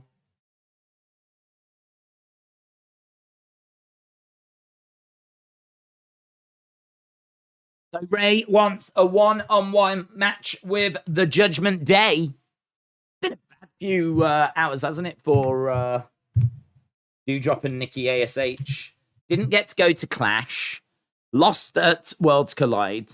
Now get beaten relatively comfortably on Monday Night Raw. Shame there's not a post-show media scrum for them to go off on. Nikki and Doudrop. Right. Save that. Lovely. Days, big news. Braun is back on WWE. Joker last night was confirmed to be Nicholas, unifying the AEW WWE tag team titles. Word is they're adding No Way Jose for the trios. Big recruit. He's been the biggest, hottest free agent for about 5 years now. Matt Cardona just tweeted, "Where's Nicholas?" He's probably about 70 now, isn't he? Thinking about it. What are your thoughts on Gulak being with Diamond Mine when they get called up? I don't mind it. I mean, we were just talking about like what faction would you create, and it's a hard one because people are seemingly already in factions and being used well. I think actually, you know, off the top of my head, I'm thinking AJ Styles really doesn't have anything going on at the moment. So could you do like a faction of AJ, T-Bar, Drew Gulak, Mustafa Ali? I mean, it's a real hodgepodge, but you could really like focus on in-ring. I mean, in a way, it's a bit Diamond Mine, but I mean, look, Mustafa Ali is a great wrestler. Dominik Dijakovic is a great wrestler. Drew Gulak is a great wrestler.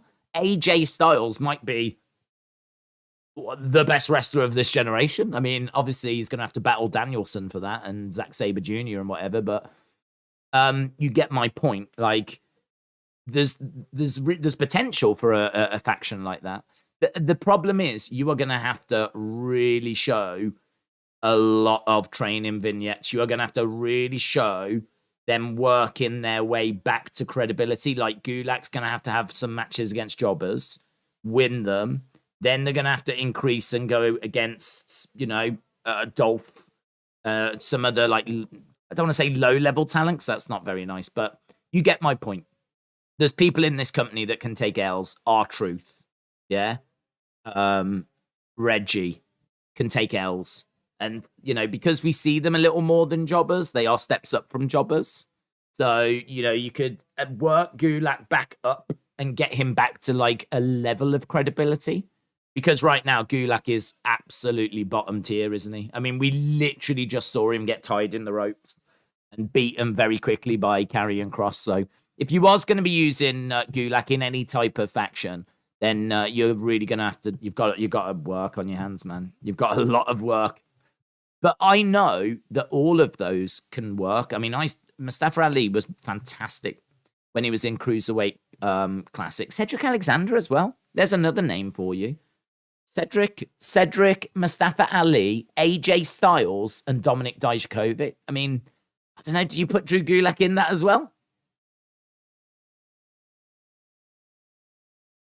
Maybe you call them the dungeon. You could call them the dungeon because if you really want to focus them on wrestling, like I think the Heart Dungeon is very famous. So you could call them the dungeon, based on the Heart Dungeon and the fact that that is known for, that's where wrestlers stretch other wrestlers. I would be tempted to do something like that. I'd be tempted to do something like that. And it just uses a load of talent that ain't being used. And it gives something for AJ Styles to do. Get these hands is hardly that bad, considering Roman once said suffering succotash. Yeah, but that is regarded as one of the worst things that's ever been said by any WWE wrestler. It's like a Looney Tunes cartoon. What other catchphrases have you hated? Honestly, I think get these hands might be my least favorite. I'm trying to think of other catchphrases that I've hated over the years. Can't think of any from like the 80s that I didn't like. Like, oh, what a rush was awesome. Hogan, what you gonna do? That was great. Excellence of execution is amazing. Ric Flair's woo is amazing. Trying to play the game.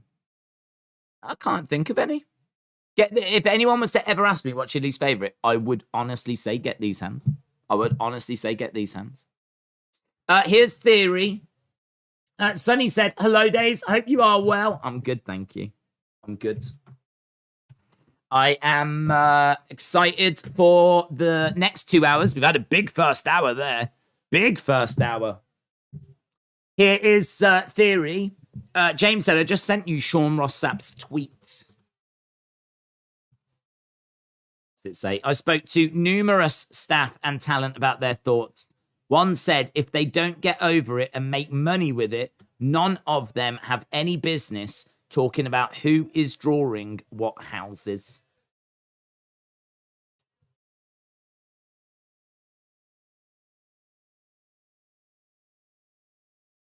Okay, Theory's in the ring. Theory still recovering, of course.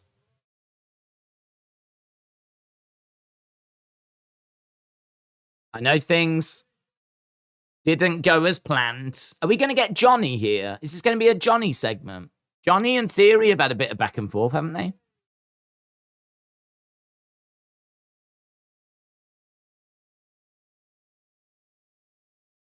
Oh, I don't think he meant Crown Jewel, did he? He says Crown Jewel was a big success. He said, just kidding, Clash at the Castle. I think he's been knocked silly.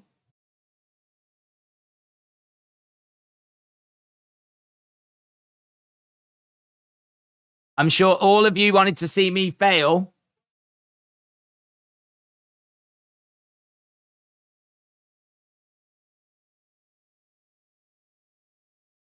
Still the youngest Money in the Bank of all WWE history. I don't get that Crown Jewel line. I don't know if that's a botch. I feel like it could be.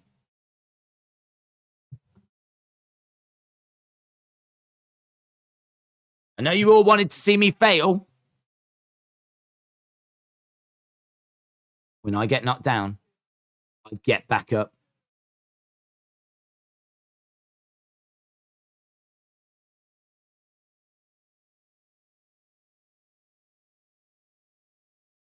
That's beside the point. Roman Reigns is still champion.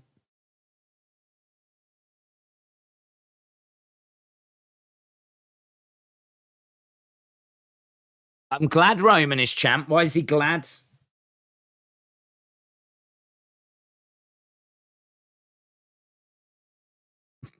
Because Drew completely embarrassed himself.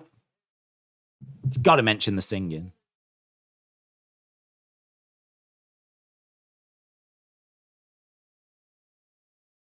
Soon I'll cash in. Fury should have punched Theory in his crown jewels.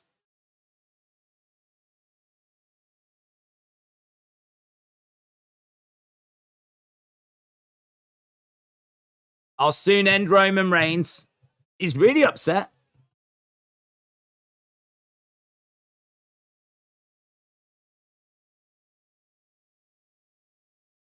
He's really upset. Feed me more. Oh, yeah, good shout. Feed me more. That sucked. That sucked. Here's Kevin Owens. He said Intercontinental, did he?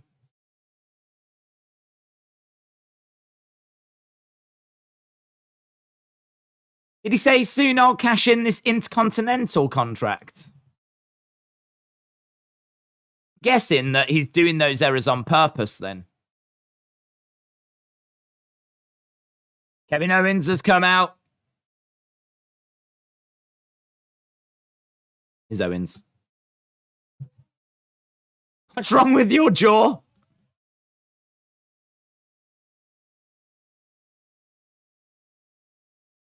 Kevin Owens has come out.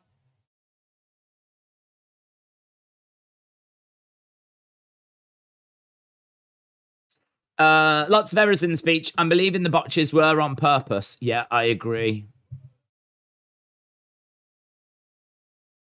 You got KO'd.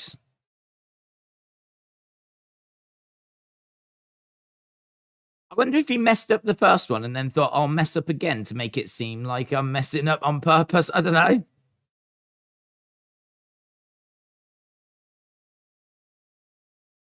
So, you got KO'd, chant.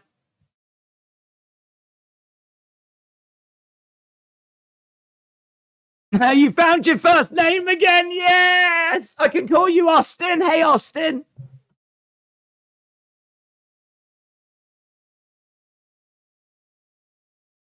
I love that line. Found your first name again.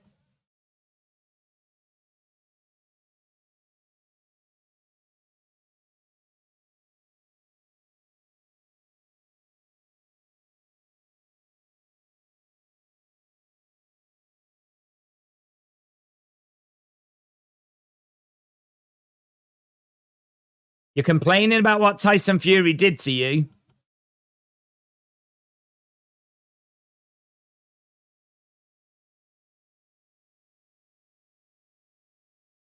He got hit so hard, his name came back, said Zoom Station. Bray made his bio Giant Killer the same day Braun was reported back. Am I the only one that catches that? It's something to do with a film, apparently. Apparently a friend that's in a film that's called Giant Killer. Theory said you're jealous.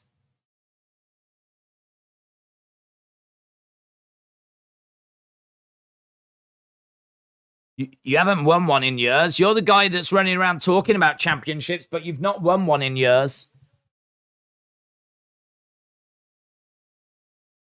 I'm doing things you could never do, like becoming Mr. Money in the Bank.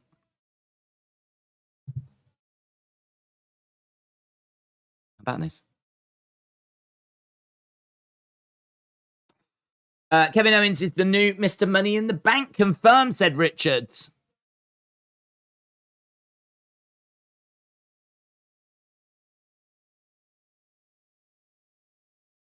Okay, Kevin Owens is going over to the ring steps.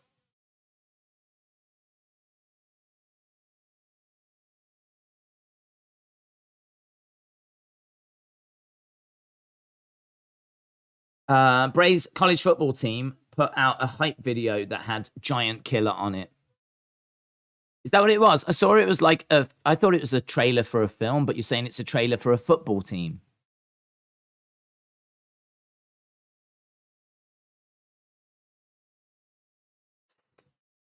Uh, 18 months ago, I had Roman beaten, and I should have become Universal Champion.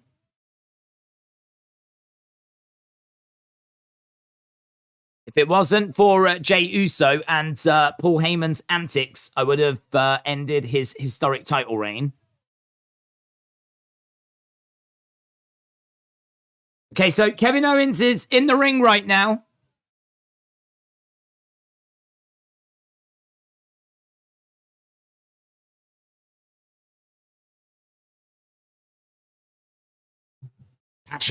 Passionate from Owens.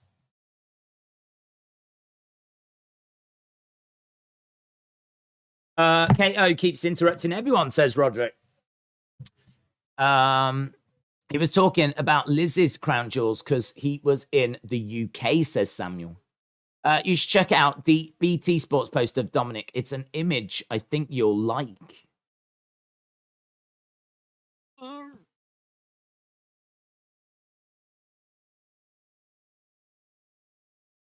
I'll have a look.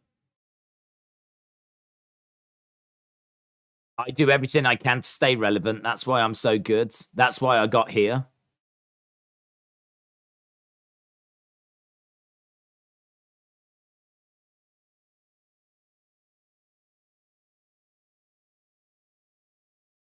You don't know what's going to happen next. I bet any second now a referee is going to come running down. And here's one.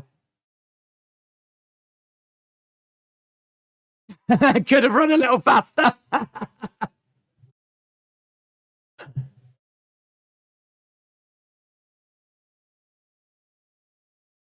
Enough talking. Let's fight.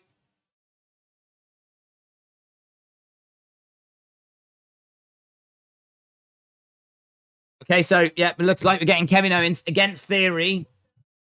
Bell sounds. Theory jumps out the ring. Oh, big clothesline on the outside by Kevin Owens. As Theory goes down. Into the barricade goes Theory.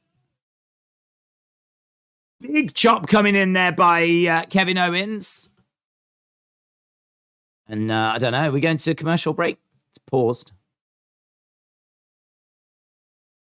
Wrestling Days, shout out to you. Hello, Legend Killer. Hope you are well. I knew it. Kevin Owens could be the Money in the Bank holder. WWE could win over AEW, said Richards. Theory versus Kevin Owens versus Gargano for the briefcase, says Samuel.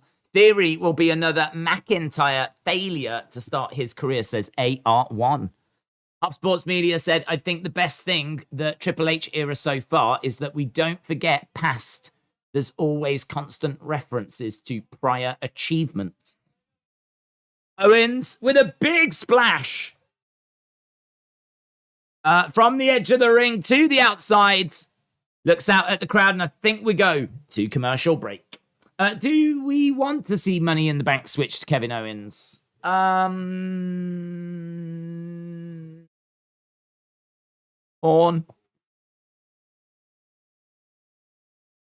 I'm going to say no. I'm going to say no because I love the idea of Theory cashing in on Cody. And I know that's an idea that not everyone's on board with. I just think that Cody finally getting there and that moment and everyone celebrating and it being really emotional. And he could even recreate being on his knees, looking at the title, and it just means everything. Fireworks going off, and it's really emotional.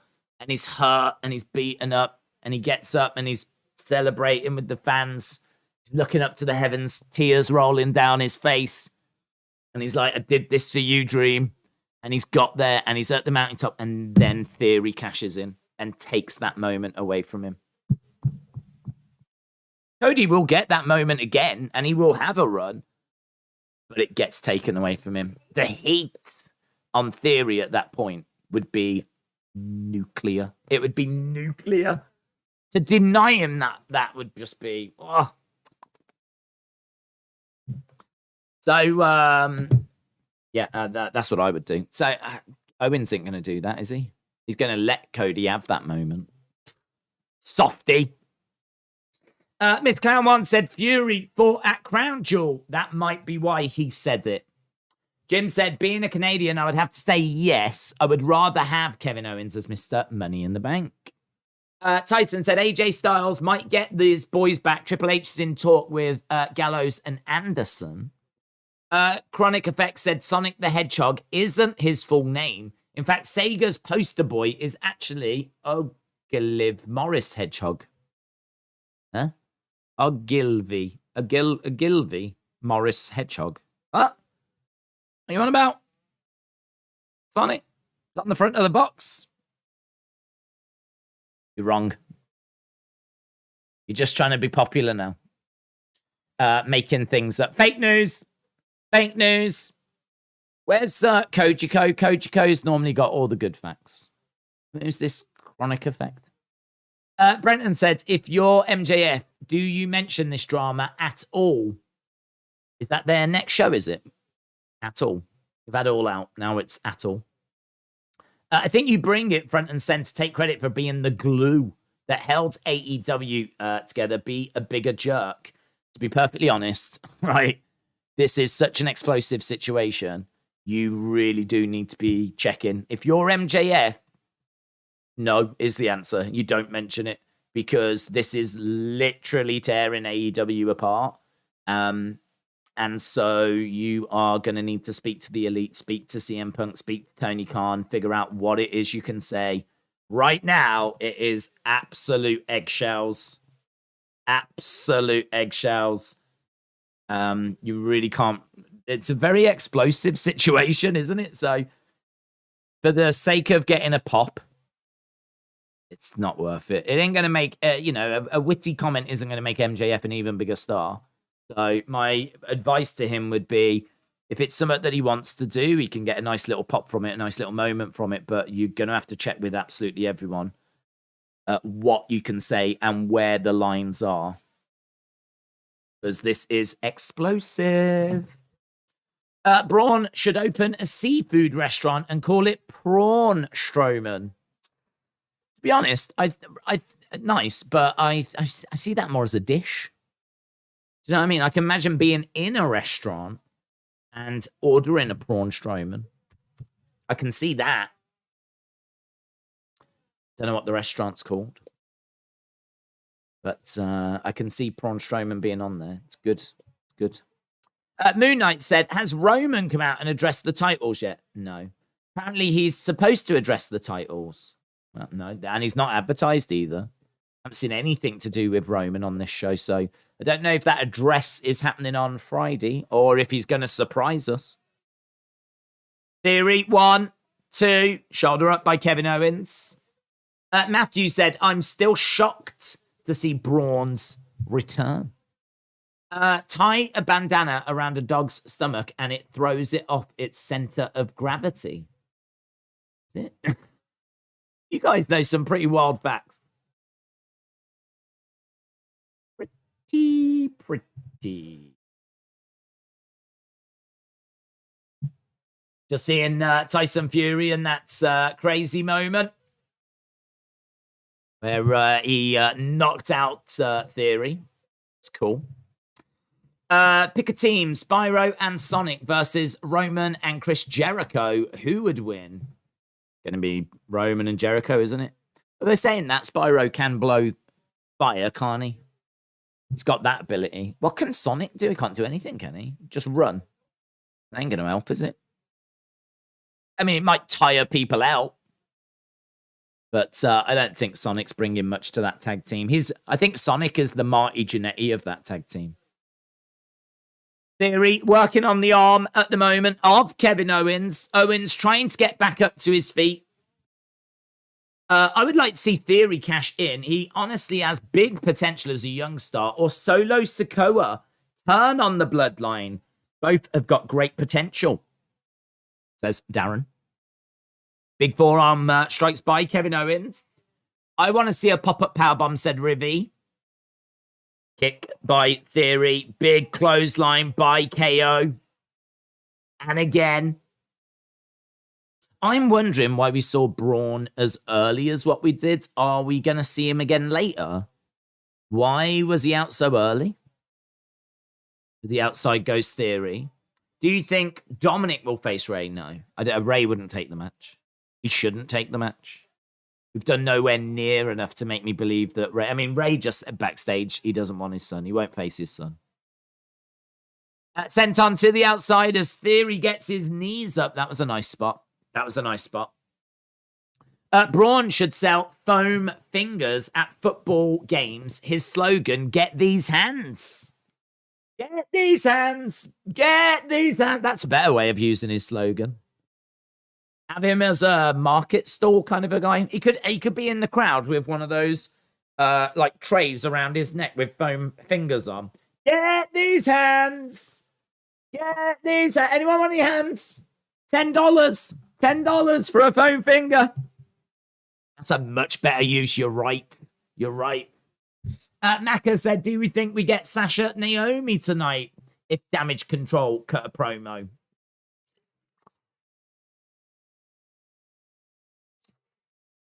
I don't know. Do you bring them back on the same show as Braun? I'm going to say no. I've said it. I've said it. I've said no. He should return during the Lashley Miz match. I'm guessing that's Dexter, though. I'm thinking they're leaving that for Dexter Loomis. Who flipped the car? Couldn't be Dexter. He crashes cars. It had to be Braun or Rowan. It's not really a Rowan thing. I think it was Braun, to be honest. That's a Braun thing, isn't it? Austin Theory only got his name back because WWE didn't want Tyson Fury KO headlines to sound ridiculous. It's physically impossible for a pig to look up at the sky. Wow. And Broken said, people who hate Jericho are jealous and lazy. They eat fast food junk. Yep. All of them. All of them. If you hate Chris Jericho, all you do is eat fast food junk. That is it. Sort yourselves out. Evan said, Roman, get his face burned off by Spyro. Oh, I'm so pleased we're sticking on this. And then Sonic can easily just take out Jericho. If it's a no DQ match, no count-outs, you obviously know what's going on. How is Sonic taking out Jericho? Well, I thought we established Sonic can't do anything. He's useless. He runs. And fun fact, Jericho doesn't. So, I don't know.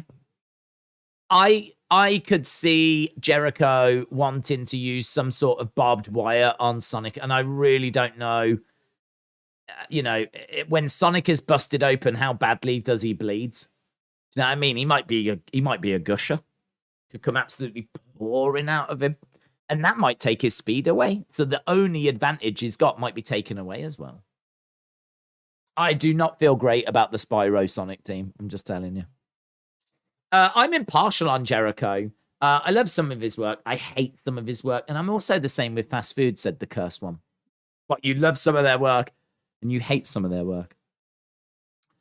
That could be the name of the Sonic team, fast food. What a ridiculous question. If Jericho uses the code breaker, Sonic is done for. What is Sonic going to do if his code is broken? Ah!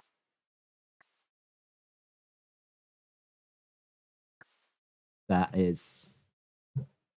might be comment of the night. That might be comment of the night. It's true, innit? Code breaker. Code breaker, and then Sonic glitches worse than 2K20. Thanks for the content. As someone who can't watch it, I feel like I know what's happening, says Darren. Shout out to you, buds. I can tell you right now, we've just got back from a commercial break, and we've got Kevin Owens in there with Austin Theory. Just showing that senton again. Knees up. Oh, that was brutal, man. That was brutal. That's going to sting. Owens. Look at that. Swanton bomb. It's like a Canadian, moody Jeff Hardy. That was weird. Theory jumps up and then, like, throws a clubbing blow to the back of KO. Oh! Drives him down. Kevin Owens gets his shoulder up. Good match, this. Nice little match. Damage control. Tonight.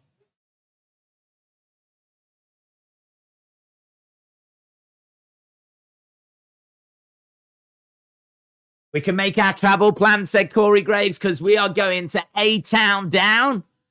He's got Owens on his shoulders, a couple of back elbows from Owens. Owens on his feet is round the back of Theory. Back elbow again by Theory. Against the ropes goes Theory. Super kick by Owens. Owens hurling Theory against the ropes. Theory on his feet in the corner. Big kick by Theory.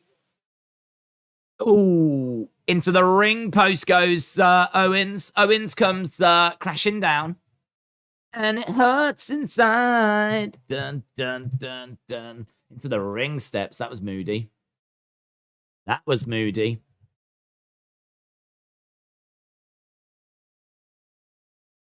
Look at the intensity and the malice on the face of Austin Theory. Kevin Owens is still down outside the ring. Just seeing, that is nasty, man. He properly banged his head off that ring step. That was moody. I didn't realize how bad it was, but when you see the replay, it is flipping moody. He is really struggling to get back to the ring. Kick to the side of the head.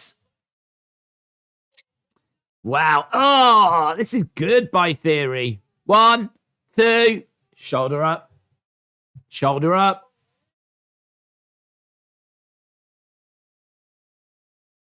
That bump on the ring step, man, it's so good. I'm just seeing another replay of it here.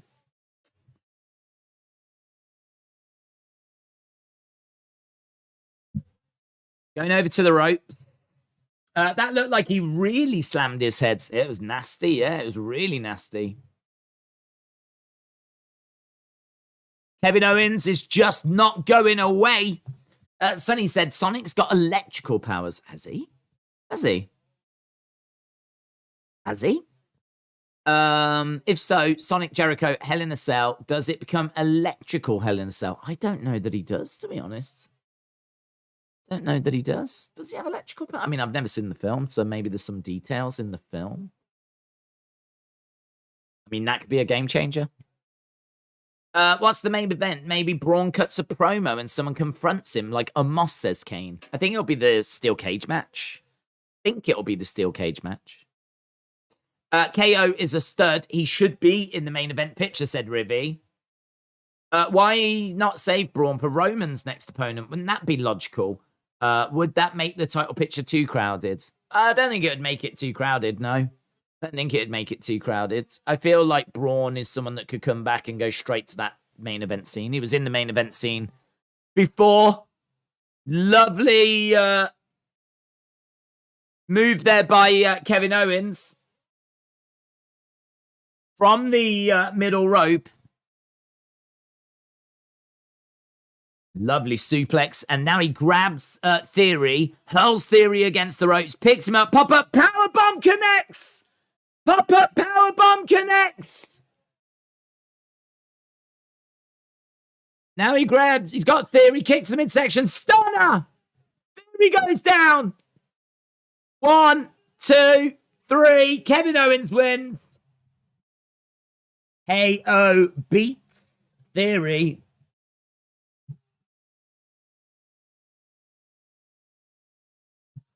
Whatever trigger has flipped inside Kevin Owens, it's resulted in a devastating victory machine, because he is picking up dub after dub after dub at the moment. This is a good win for him as well.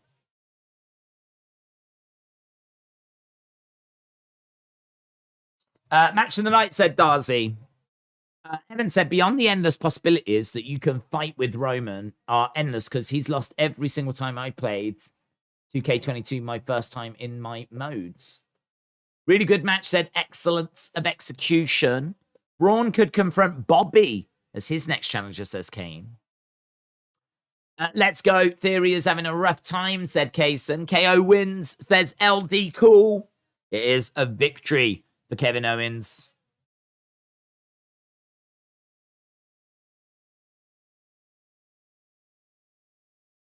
Bum. I think he just said Roman.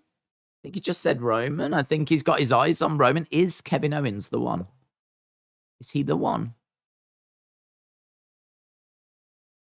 Kevin Owens. The Kevin Owens show, he screams. Kevin Owens show. I'm sure he said Roman. Backstage. Oh.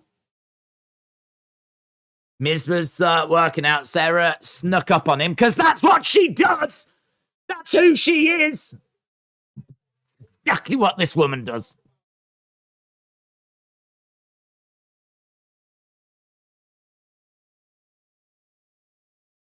I was going to ask you about your United States Championship steel cage match. Miz just doing a little bit of a warm up. Looks like Theory had a lot of practice taking the stunner for WrestleMania, said Dizzle Dog.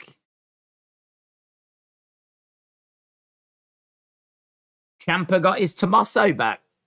Did he? Have they just put that on a graphic?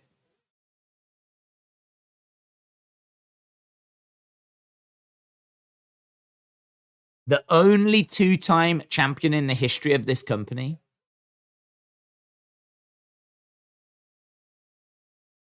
Nothing is going to stop me. I think we're all looking in the background. I'm looking in the background. He's saying nothing's going to stop me.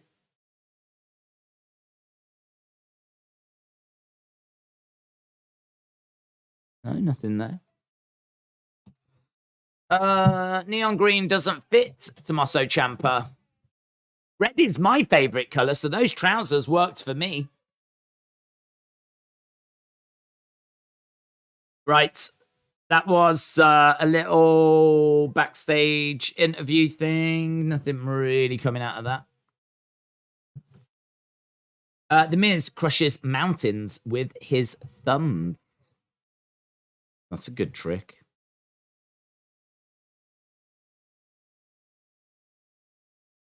What's the match now? There isn't a match now. We're actually at a commercial break. It was a win for Kevin Owens. And we've gone to commercial break.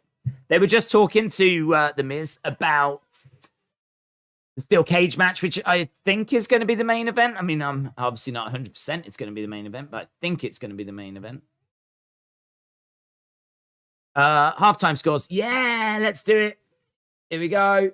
Halftime scores, everybody. It's the halftime scores. I really want to know your halftime scores. Put it in the chat.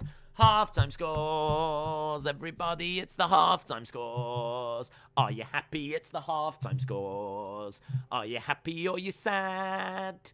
Halftime scores, everybody. It's the halftime scores. I should get that recorded.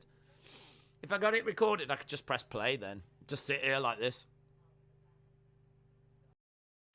7 out of 10, 8 out of 10, 7 out of 10, 8.9, 7, 7, 8.2, 3.5. Any news about the EVPs walking out of AEW?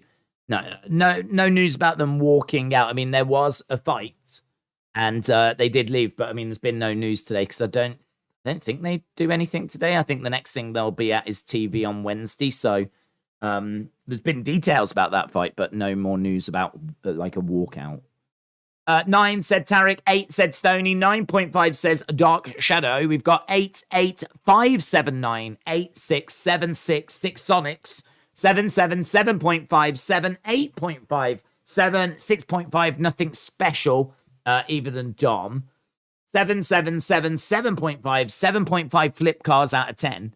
7.5, 7.9, 7.5, 7, 8, 8, 8.8, 8.5, 7.5, 8, 5, 7, 5, 8, 7, 8, 9, 5, 6, 6.5, 7. Sam said, Raw is actually amazing. I didn't think I would ever say that again. Darwin said 7.5. JMV official says 575. 7, 6, 9, 8, 3.14. 6, 7, 8, 8.5, 7. Beastie Boy said, you always ask us our halftime scores. What are yours?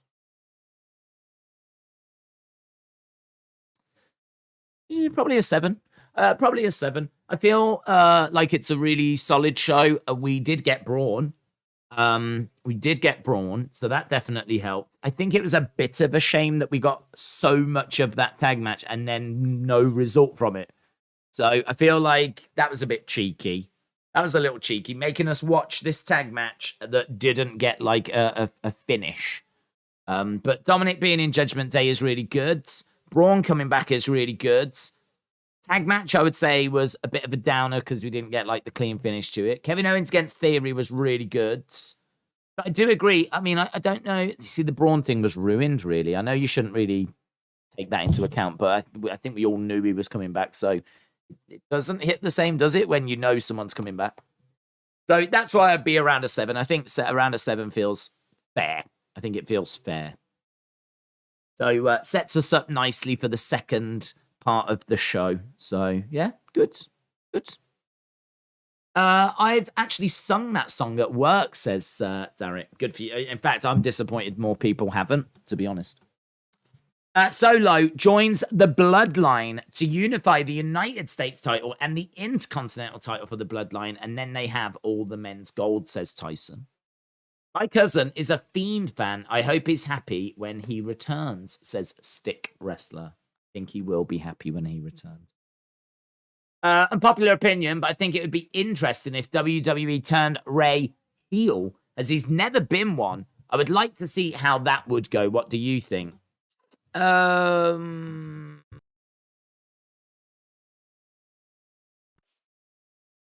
hello. There we go. Don't know. Did it move? Yeah, it did move. Doesn't feel like it's moved that much. Yeah, I'm not sure. Ray is like just the smaller underdog. It's hard, isn't it? It's been a face for so long. I just can't see him being a heel. You could do it and try it. I can't say it's something that I'm like desperate to see. It's because I don't know. It doesn't. I don't know. It'd be weird. It'd feel weird. It might be so weird it just might not work, but you could try it.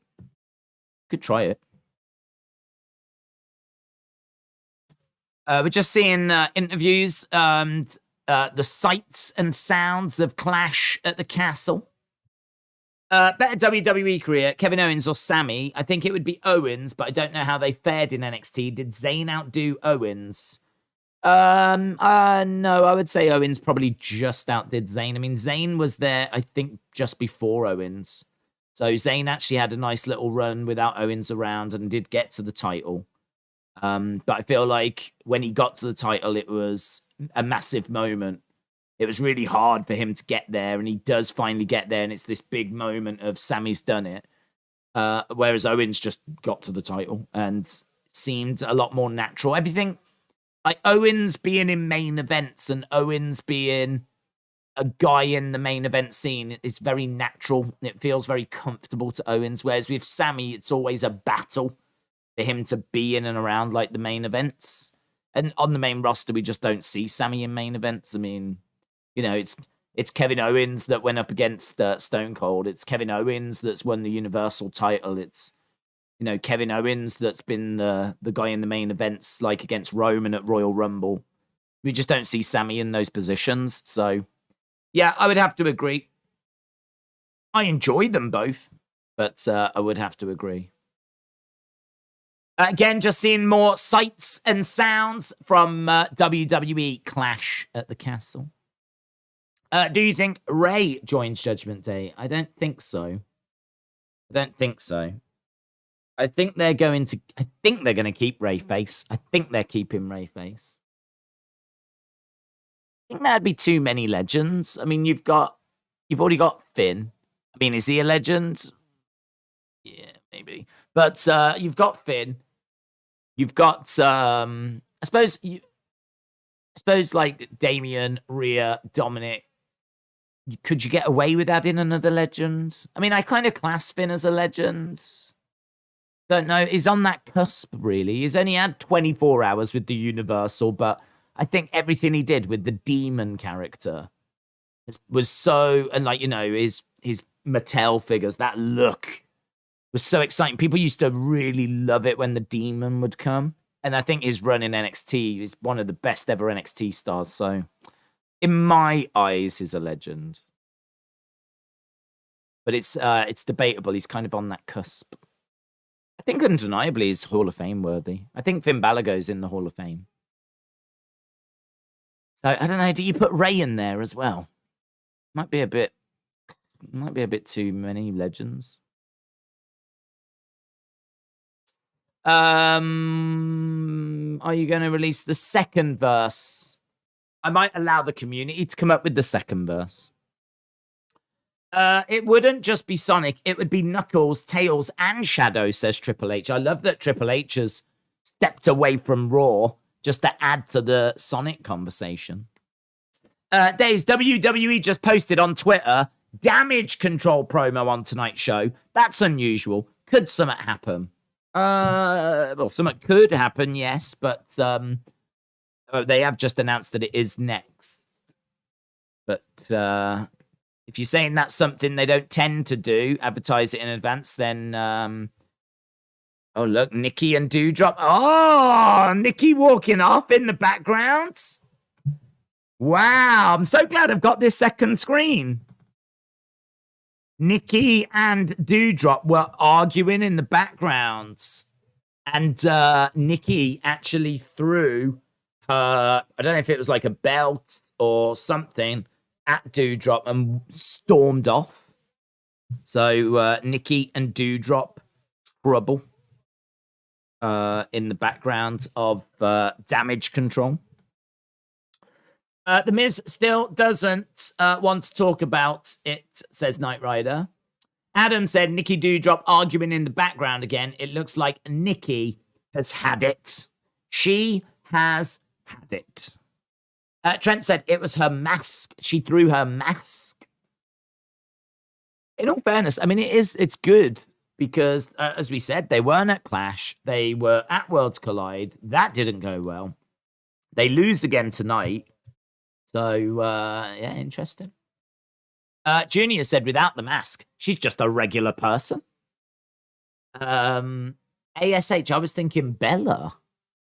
Oh, Nikki Bella. Nikki threw her bat belt and squid repellent at her. It Shaz says, do you think Sammy will still be part of the bloodline now that Solo Sikoa has arrived? I think he will. I think it'll just be they'll tell a story of him being a bit more pushed out. So it'll be interesting to know how Solo feels. I mean, like Jimmy is on board with him. Jay is not. Be interesting to know how Solo feels. So, I mean, if Solo doesn't like him as well, that'll be interesting. I could see him feeling a bit more in the background. You know, I can see like maybe the Usos and Solo coming out and like Sammy's trying to be seen. I could see something like that. This may count, but I think Sonic did have electric powers as a special move in Super Smash Bros. Brawl video game. Don't disrespect Sonic Days. Come on. I'm just saying. I mean, look, I've never played those games. I'm not really a gamer. I've played Sonic 2 and a bit of Sonic 1. So I feel like I am an expert. But I can't say I've ever seen him with electrical powers. But equally, I'm not going to sit here and say he hasn't got them. In fact, I'm just... Let me Google it. I'm going to Google it. I need to get this sorted. Don't feel like I'm going to get any peace. Sonic Hedgehog powers. Super speed. Right, this is Google, okay? So this is Sonic fandom. So whatever this says goes. Go down, let's go down, let's go down. There was a whole list of his powers. Sonic birthday, Sonic images. Sonic. This is long. How much can you write about Sonic? Kansas City Chiefs are there. Oh my God. I've never seen an article so long in all of my life. Right, it said super speed, enhanced durability, enhanced acrobatic skills. It'd be great in AEW. Enhanced strength, enhanced jump, enhanced agility, enhanced stamina, hand-to-hand combat. Has he got hand-to-hand combat? That's it. Nothing about electrical powers. I can't see anything about electrical powers, so...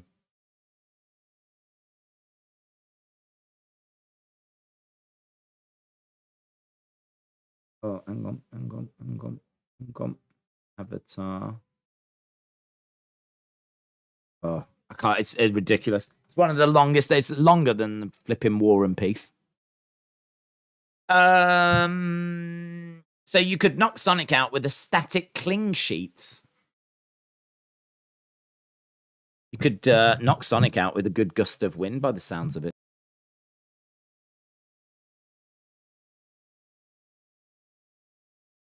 Let's have a lecture. Supersonic has got a well. It's not Supersonic that we're talking about. Kid there saluting. He's not really doing it right, though, to be perfectly truthful. He was kind of doing that. It was like he was trying to see the American heroes rather than honor the American heroes. That kid's a disgrace. That kid is a disgrace. If that kid is what Damage Control, and they are called Damage Control. Damage CTRL. I wanna know if you be my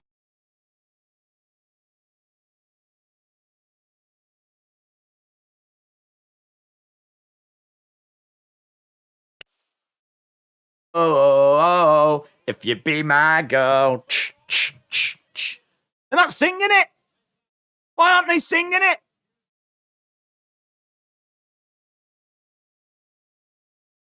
Stupid crowds. Strowman is back. Strowman is back. I hate the new theme song. Right, here is Iyo. Ding dong hello, says Bayley.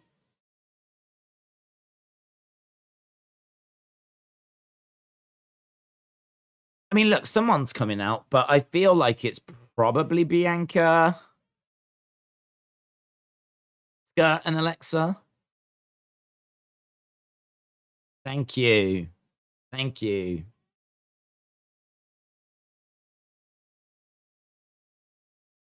If we can do that to the best, imagine what we can do to the rest of this division.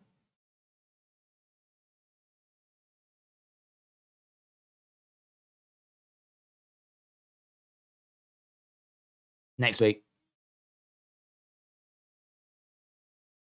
Next week, we're taking the women's tag team titles.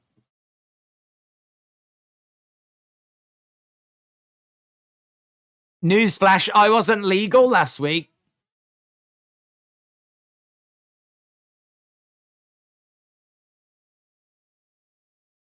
I'd say this group looks rubbish. Like, just from a clothing point of view, I feel like they just look rubbish.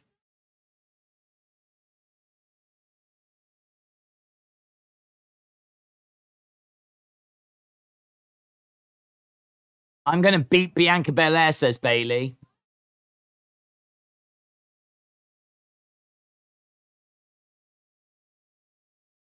Vince named them Damage Control.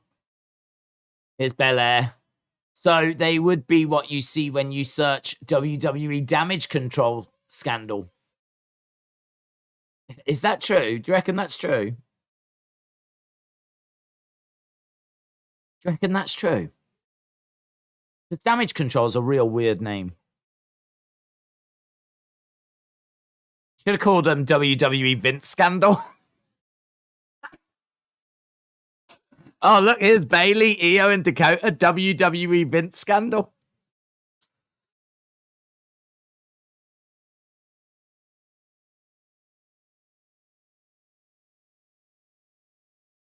How about we run it back, you and me, right here, right now? Shush, please. Bayley says shush, please. Shush, please.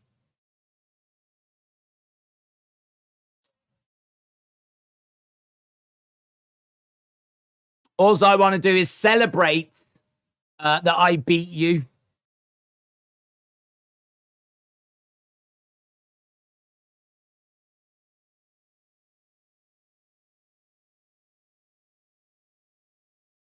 to the three of you.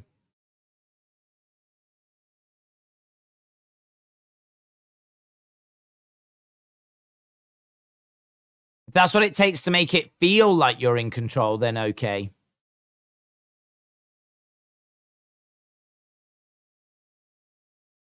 Okay, so Bianca's in there. You might have your minions, but I've got this.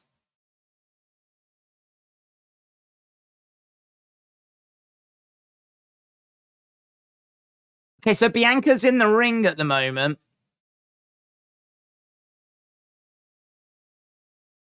EST. EST.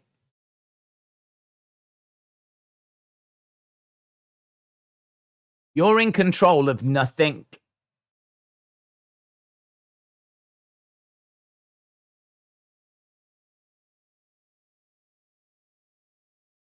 Okay, she's surrounded. Is this going to be Sasha? Could this be Sasha? She's outnumbered. And there's no... Unless Asuka and Alexa are about to come out. Oh, no, they just leave her alone. They just walk away. Wow. Horrific heels. Oh.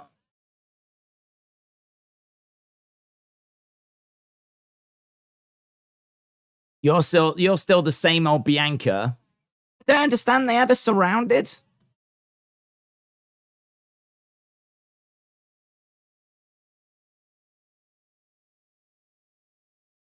I know your fragile ego can't handle this one loss. Sasha, please. It's not all about you. We've got bigger and better things to worry about.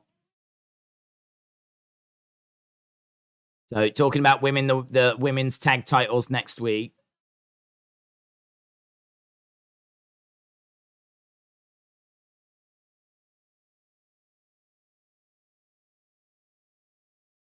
If and when I want that title.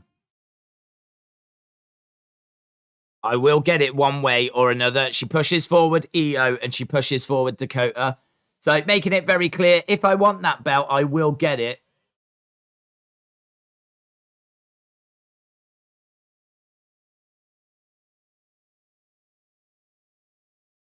Yeah, I really feel like Damage Control needs some work done, to be honest. I think they need some work done. I think they don't feel like they don't feel like a great faction, to be honest.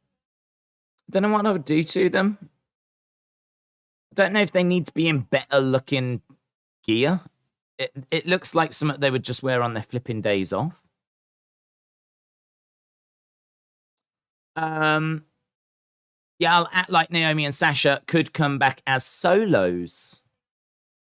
I'm thinking they come back together. The reason why I'm thinking they come back together, and of course I can be wrong, is because the whole reason they left is because they didn't feel that the women's tag belts were being given respect. And so that's why they left. So to bring them back, but then not bring them back as a tag team and not, I mean, I don't know.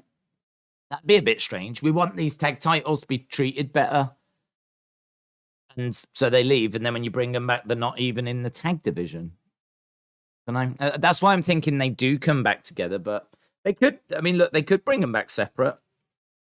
They could say to them, look, we are treating the tag belts better. We've got these plans. But it's just not where we want to be using you guys at the moment. So we'll see. Awkward. She's great on the mic, says Shola. Bayley and Kai have problems of trust right now, says Richard. Is Alexa there tonight? We haven't seen Alexa. Blissful Stars. Jonathan said, did you hear Omega was bitten during the fight? Yeah. I saw a tweet put out by Wrestle Purists, I think it was, and they worded it, the way they worded it, it sounded like Omega bit Ace Steel. I put a tweet out saying this is one of the best mental images wrestling has ever given me. I just couldn't stop picturing Kenny Omega going. Middle of a big fight and Kenny Omega comes along and goes. But it turns out it's actually Ace Steel that bit I think Kenny Omega. I mean, that's got to be the end of Ace Steel, hasn't it? Got to be. It's got to be the end of Ace Steel. But saying that, if Ace Steel goes, I could imagine CM Punk saying, if he goes, I go. I can totally see CM Punk doing that. But, I mean, look, fun fact about the workplace, you really can't bite your boss. I mean, you just can't. Can't. And Kenny Omega is an EVP. So, you can't. It's frowned upon. It might even be in the employee handbook. I don't know. I've never seen an AEW employee handbook, but my guess is that if you go to reasons for dismissal, probably a bit of a list, and one of them is don't bite your boss. So, yeah. Nom, nom, nom, nom, nom, says Sonny, yeah. James said, I'm sorry I ruined that image for you. I know. It's good. When it got pointed out, it was the other way around. I was like, oh, it's nowhere near as fun. It's nowhere near as fun. In my mind, I've still got Kenny doing it, though, so. You know, sometimes I just don't need the truth. Sometimes my own mental images are better. So I'm keeping that one. Beastie Boy said, I saw the Young Bucks under a Dark Side of the Ring logo. They are saying that Matt eats a right hand, Nick on the floor, and Ace eats Kenny Omega. Dark Side of the Ring. I mean, you can't not talk about it. It's such a big situation, but you can't talk about it until all sides are on board. This whole thing started with in all fairness, how long have people been saying, I wish promos weren't scripted? I wish promos weren't scripted. And then we finally get unscripted promos, and the wrestlers start going, oh, liked it when you said that thing. That was really upsetting when you said that thing. You beast. So now we've got, I don't know that any of us expected this, but now we've got upset wrestlers because of things that are being said in unscripted promos. So that was slightly unexpected, wasn't it? So we need to be careful now going forward with promos. They need to be checked, double checked. Need to be like, how do you feel about this? Is this going to upset you? Can we check with your partners? Can we get in touch with your parents? We just want to make sure that you're absolutely fine with this. Basically, AEW is now the Brady Bunch, said Unbroken. Beastie Boy said, I'm calling AEW going out of business. Dark Side of the Ring could bring an episode where they cover CM Punk in AEW. They can call it Punk Elite Wrestling. Oh, Drew McIntyre. If only those people knew how this was going to go right then. Save your voices, crowd. You're going to need it for the end. I mean, what I will say is this definitely made Drew feel like a bigger star. I mean, this whole thing, him going into it, the work they did, definitely made him feel like a bigger star now. Johnny Gargano is here. He's got his black jacket on with his Johnny Wrestling logo. Johnny Gargano.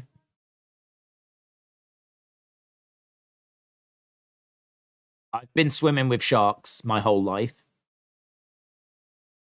I'm proud of what I did in NXT. I think Austin might have forgotten what I'm capable of.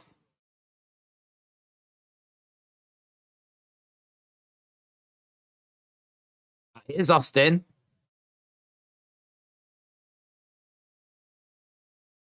Since you come back, all you've done is talk.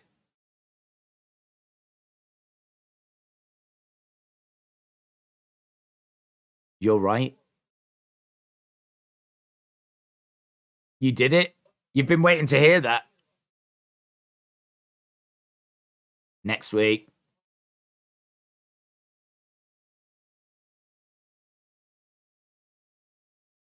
Next week.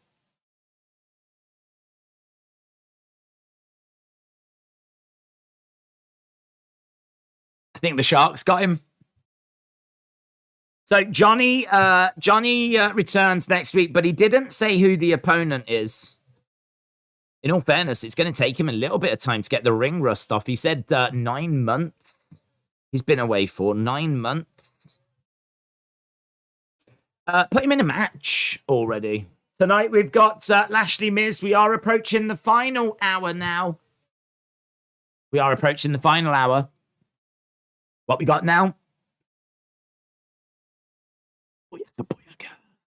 Right, Rey Mysterio. Rey Mysterio. Days, what would you do if Loomis burst through the bottom of the ring to cost Miz the match? Wouldn't really do anything. I mean, I do expect Loomis to be involved. That was another thing that was being spoken a lot about, wasn't it? That there was a hole in the ring. I saw a lot of that on social media for Clash. And, you know, seemingly nothing came of it. I wonder what that was. I'd love to find out what that was. Is it just the ring hadn't finished being built? Or did they plan on using a trapdoor? Or I wonder what that was. So we got a damage control. Right. Down. Take off the mask, Rey. How would you react, says Rivy. Take off the mask. I don't think he would take the mask off.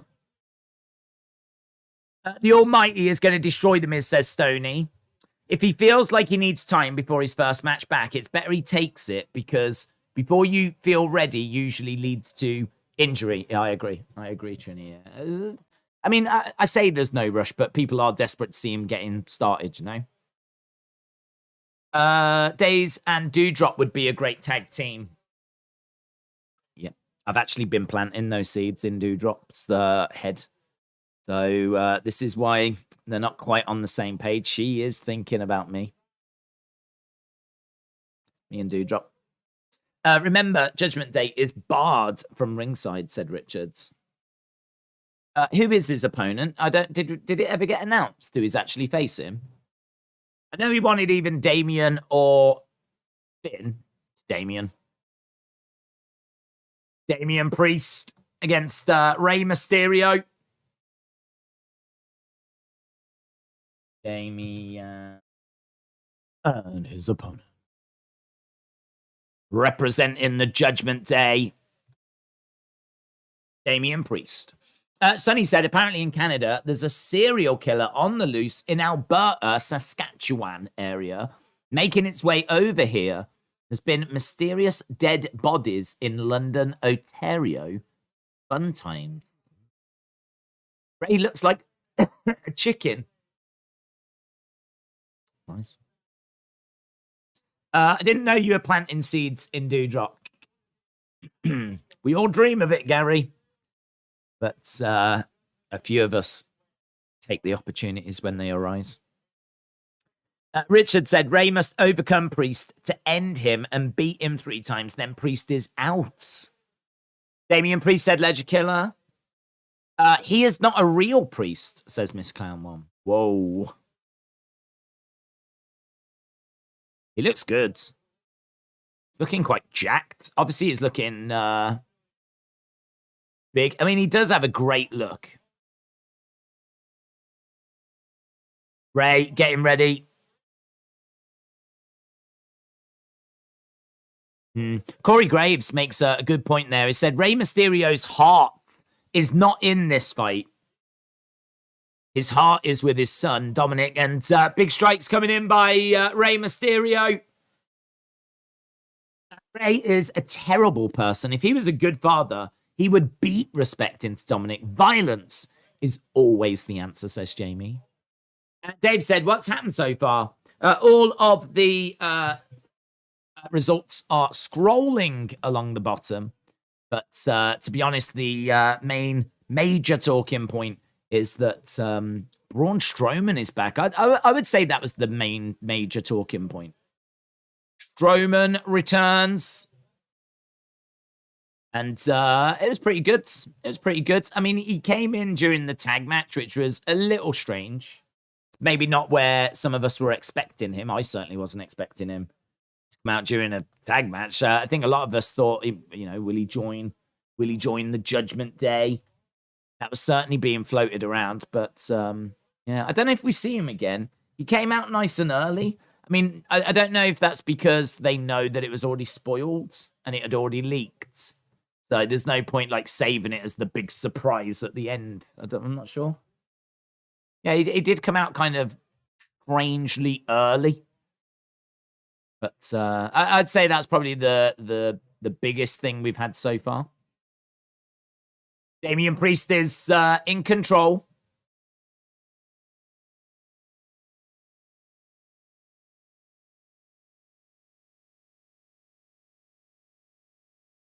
To the outside goes Damian Priest. Ray is over by the ring, and he gets thrown into the ring.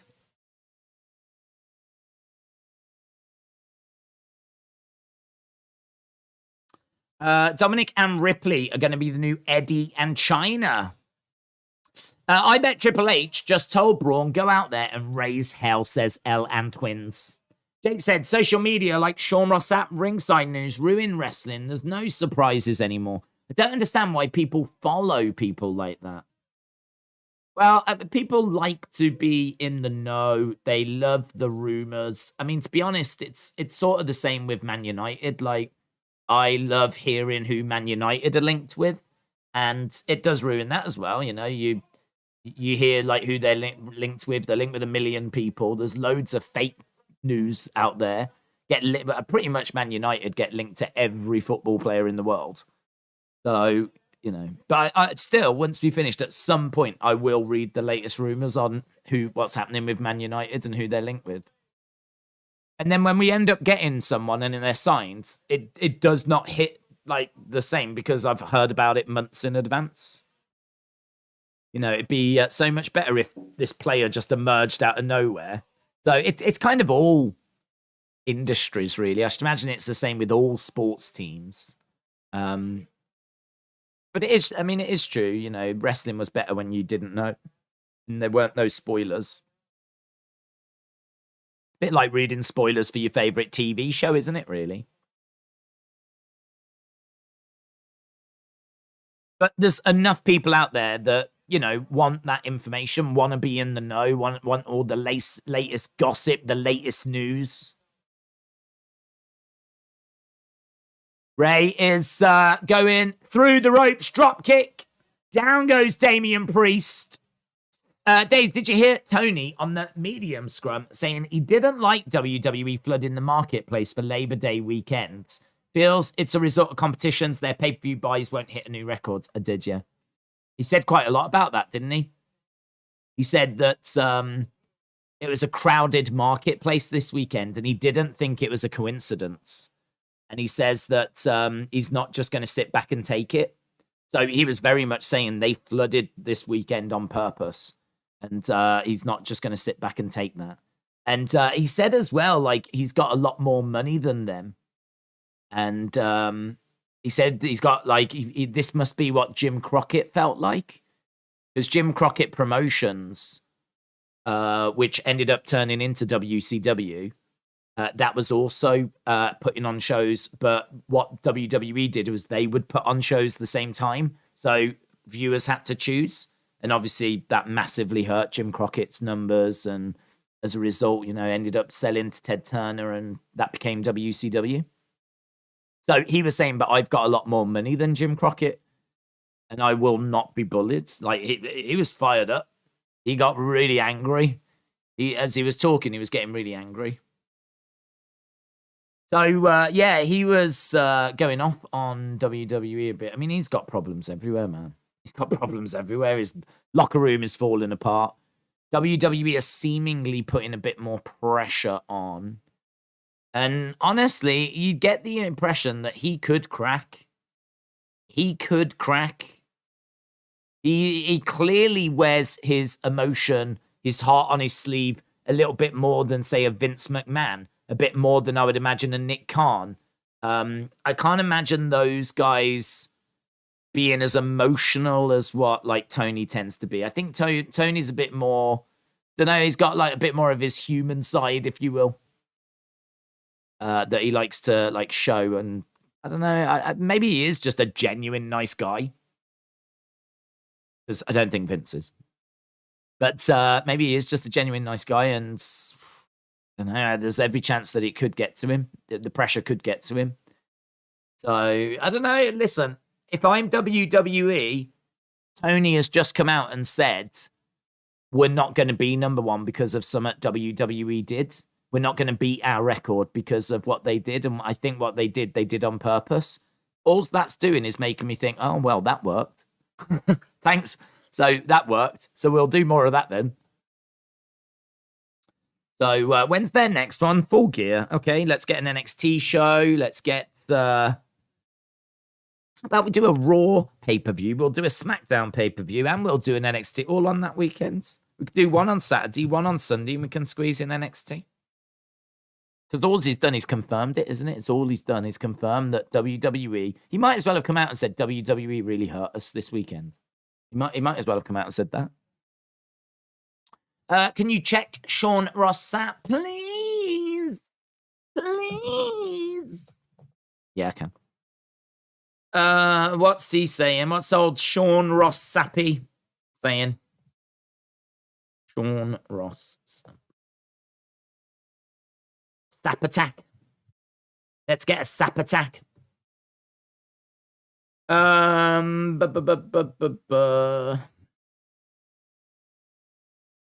minutes. We've got even more on the Punk, Ace Steel, Bucks Omega situation coming to Fightful Select in minutes.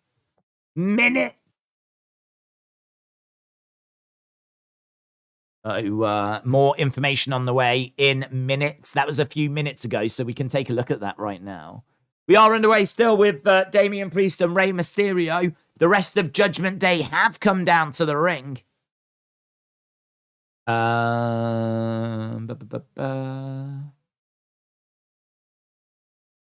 was a little thing about an hour ago. A WWE official said they agreed with Tony that wrestlers not liking each other wasn't bad for wrestling, but said in situations like Punk and the Elite that power had to be asserted in order to let everyone know this isn't tolerable. The same official said that kind of thing didn't happen as often in recent WWE, except for the likes of Jericho and Brock, because talent knew if they did that whilst Vince was there, they probably wouldn't be welcomed back. With situations where it did happen, like Alberto Del Rio, they were fired. Another top WWE name told us that if parties involved don't put their issues aside and make money with it, then none of them will have business talking about drawing houses or losing fans or interest. They have a good show, but this is still the biggest piece of the business they've done, and they've got to capitalize. Same source pointed to Matt Hardy, Edge, MJF, Kurt as people who have been willing to do that and have accelerated their careers. We'll have more on this as it comes. Now, that was an hour ago, so I don't think that's the latest that he's even talking about. Dominik's come down. He's just looking at Ray. Ray's looking at Dominik. So as soon as that information drops, we will get to it. Days sent you a video of Braun Strowman falling. Oh, so it was a stumble. Braun, silly Braun fell.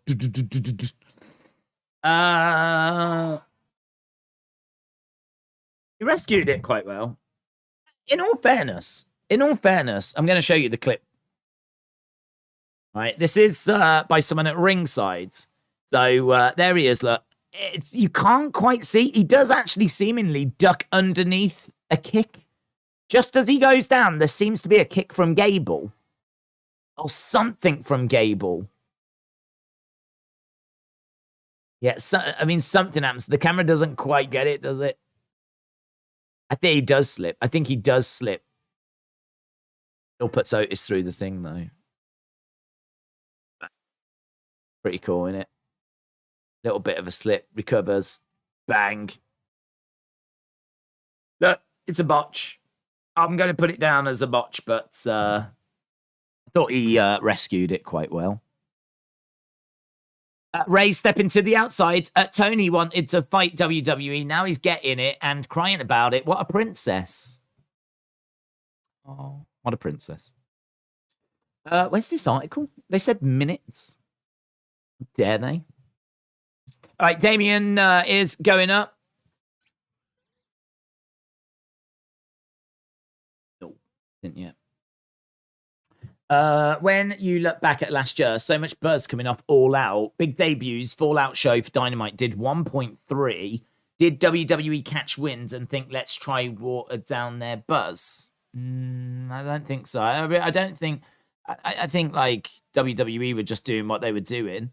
I don't know that they caught fire or anything. I think that the Vince news is the biggest thing. Vince retiring, Triple H coming in, that breathed new life into WWE. So, listen, I don't think WWE can take the dub on this. I think it's more a case that AEW had injuries.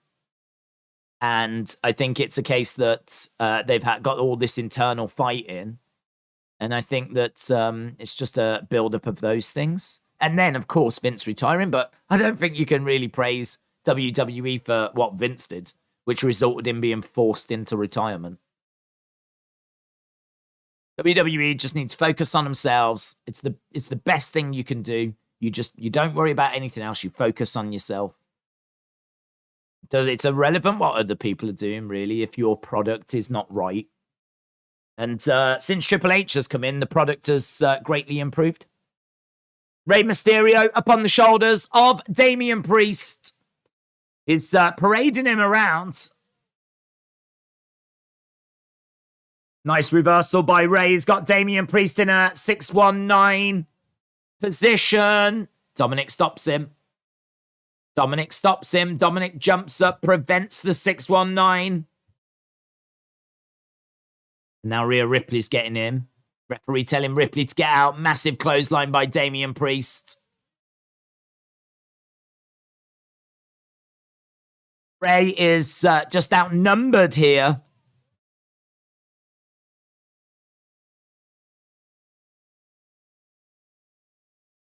Damian grabs Rey. He's going to look to choke slam him. Picks up Rey. Plants him down. And that might be it.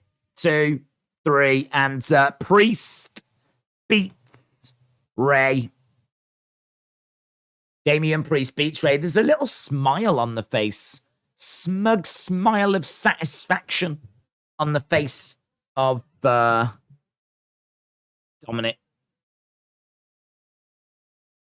So Dominik preventing the 619. Rhea Ripley also getting involved.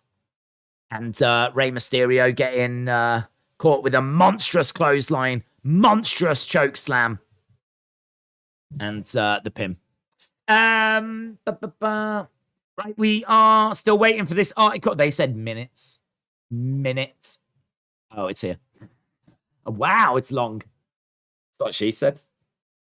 Right, let's see if we can get to commercial break and I'll read it.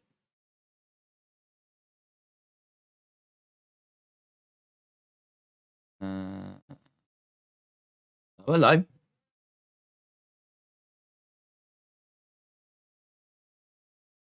There's only one more man left in the way.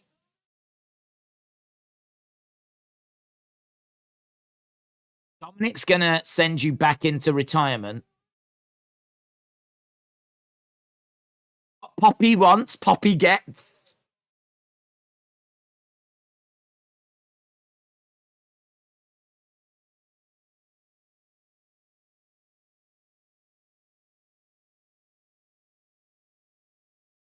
So, what Poppy wants, Poppy gets.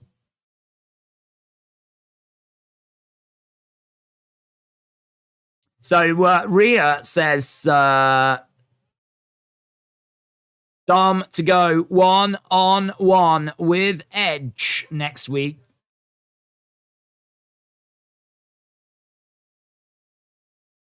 I mean, I'm loving this for Rhea. This is brilliant for Rhea. Rhea referring to herself as Puppy is just brilliant. Why make a big deal out of Braun slipping? The floor was probably wet. He slipped. Big deal. Again, with dissing and poking fun, there's just no need. It's only fun, isn't it? It's not a big problem. He comes in, he slips. If anyone was to slip, people would be like, oh, did you see? Anything that happens that's not meant to happen, people are going to be like, oh, that wasn't meant to go that way. I mean, it's nothing more than that. I can't imagine Braun's going to cry himself to sleep tonight.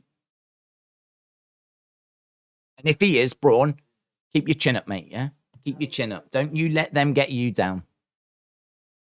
Just hearing from Bobby. Hasib said, will you be disappointed if this is a plan from Dominik going in Judgment Day undercover to go back to Ray? Yeah. It'll feel like the rubbish they've done with Luchasaurus, where he's with Jungle Boy, not with Jungle Boy, back with Jungle Boy. So, yeah, if this is like a double swerve thing, it'll be rubbish. I don't find that clever. It's not big. It's not clever, yeah? Just like all of you out there that are bullying Braun Strowman. It's not big. It's not clever. Right, I think we're at commercial break so we can read this. We've learnt more about the AEW brawl after All Out. PW Insider reporting that after the scrum, who's he, returned to his locker room, guessing CM Punk, where Young Bucks and Kenny Omega confronted him. We can confirm that Punk and Young Bucks had a physical altercation. We haven't heard the same for Omega. Instead, Omega and Ace Steel were said to have had one, as mentioned earlier. We're told that Ace Steel cracked Nick Jackson with a chair. With another person saying they think he's lucky to not be in jail. Several sources in AEW that we spoke with said they believe Ace Steel will not be back in the company after this incident. PW Insider has also noted Steele's wife was said to have been around caring for Punk's dog. The story of Nick Jackson having a black eye came from Steel throwing a chair at him. Security were called, and there were many people trying to break everything up. One person outright said it was a situation of them trying to save lives. What? What? Oh, that's a bit fantastical, isn't it? That's a bit fantastical. That sounds something like Tony Khan would say. I could imagine Tony Khan, afterwards saying I had to go in there. I was just trying to save lives. That's very fantastical. One person outright said it was a situation of, I need to know who that is. I need to know who that is. Who saved lives? Who saved lives? Who is it in that AEW roster last night that saved lives? Goddamn hero. Goddamn hero. I need to honor and respect them. They're basically like the fire service. You know, like how we get those video packages for the military and everything they do for America and, keeping everyone free and safe. We need to know who that person is that saved lives last night. And they need to be honored. They need to be honored. So, someone was saving lives. There was an incredible amount of heat on Ace Steel after this situation, with one person saying they weren't sure what happened, but it couldn't have possibly escalated to hitting someone with a chair. I don't know what's happened, but really, did it get to the point where a chair was needed? The argument continued with a lot of cursing and shouting. That's unfortunate. Until the Elite left the area. We've heard from people who are siding with both, saying that Punk's comments I'll learn to read one day. Punk's comments prompted the situation, and others saying the Elite shouldn't have approached Punk while he was clearly peeved off. However, the large majority seem to think that Punk should have expected to have been approached about it. PW Insider notes have FTR had left the building by then. They posted on Twitter they were bonding with others in the locker room over a bottle of Woodford Reserve, gifted by Strong Styles Share Delaware. It would seem like they, as well as many others in the locker room who had long left, would have likely not been in any condition to have gang wars situation involved. Gang wars, that's what it's turned into. My God, it's like the mean streets of Chicago. It's like the Bronx. We've got gang warfare. Chris Jericho was credited by several that we spoke to for stepping up even more so in a leadership role over the past couple of weeks. Well, can I for one say he's done a brilliant job. What a job. If Chris Jericho has stepped up over the past few weeks, and all of this has played out over the past few weeks, he has grabbed control of that locker room like a vice. Like a vice. Oh, he's got total control of the situation. Oh, don't worry, Tony. I've got this. Oh, nothing will go wrong now. Jericho's here. Jericho's in control. Ba-ba-ba-da. Multiple sources cited his calm demeanor at the scrum in the middle of all the wildness that was going on. And him speaking with AEW. Listen, he deserves praise. Absolute dumpster fire was going on behind him. And the locker room leader, cool as a cucumber. Not just ignoring it. Just involved in the media scrub. That's how you deal with situations. That's a lesson to all of you. If there is a problem, a situation that desperately needs dealing with, and you're the locker room leader, just ignore it. It'll be all right. Someone will sort it out for you. Someone will sort it out. It'll be all right. In the long run, it'll be fine. Hey, here's Braun. The monster of all monsters is back. No one is safe. Oh, I'll see you on SmackDown. I'll see you all this Friday night on SmackDown. Think he'll wear blue pants on SmackDown? Inspector Jericho. Ba-ba-da-ba-da-ba-ba. The greatest locker room leader ever. So Strowman back, and he will be on SmackDown. Brian released a clip of the drive-thru early on CM Punk at the press scrum. 45 minutes. I recommend it, says Brenton. Xavier said EVPs literally have zero power. Cody saw the writing on the wall and left. Now Kenny and the Bucks are struggling to stay relevant in a company that Tony Khan has realized is a business. He's coming for Roman, said Justin. Taylor West said Blue Pants Braun. Nate said they still fighting. Well, no, I think they have stopped now. But we're just hearing the deets. And I am so here for the deets. Eating all them deets. Does anyone remember WWE with one leg? Does anyone remember WWE? Oh, yeah. I remember the... Zach Gowan? The Fiend is loading, says Abdul Hamid. Braun will mow through the bloodline, says Trent. I can't believe Tony Khan put the title on Punk, says Jake. Fight forever, lol, says Excellence of Execution. John said Punk cussing out the media thing and Tony just letting him was unprofessional. Trini said, I disagree that Tony realised it's a business. He was talking WWE whilst his champion was just crowned and his EVPs were fighting backstage. I mean, I can't wait for Wednesday, though. It is true. I mean, I understand people saying, oh, it's a work, right? I don't think it is. But it has definitely got me excited for Wednesday. I can't wait for Wednesday. I can't wait for Wednesday. Let alone the show. I want to hear the deets of them all. Is there going to be another talent meeting? What's said at the talent meeting? Because the last talent meeting didn't seem to go very well. Didn't work, did it?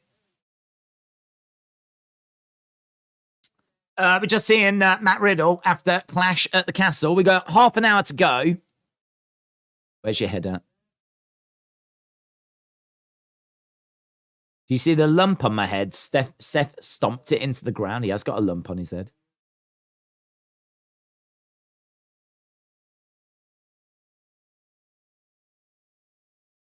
One thing I can say for sure. He wants a rematch now.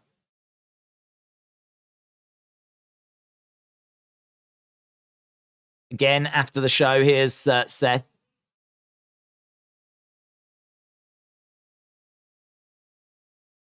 Riddle wants a rematch.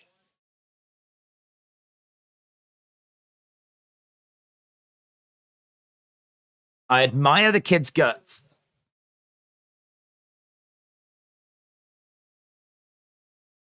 Came here and I did what I said I was going to do.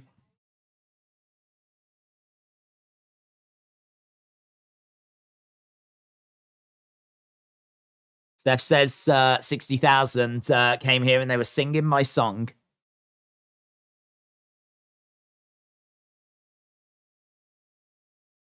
Think he went on his own? He probably did, didn't he? I'd imagine Becky stayed in America with the kids. I was just wondering, is he about to go back to his hotel to see the kid and Becky?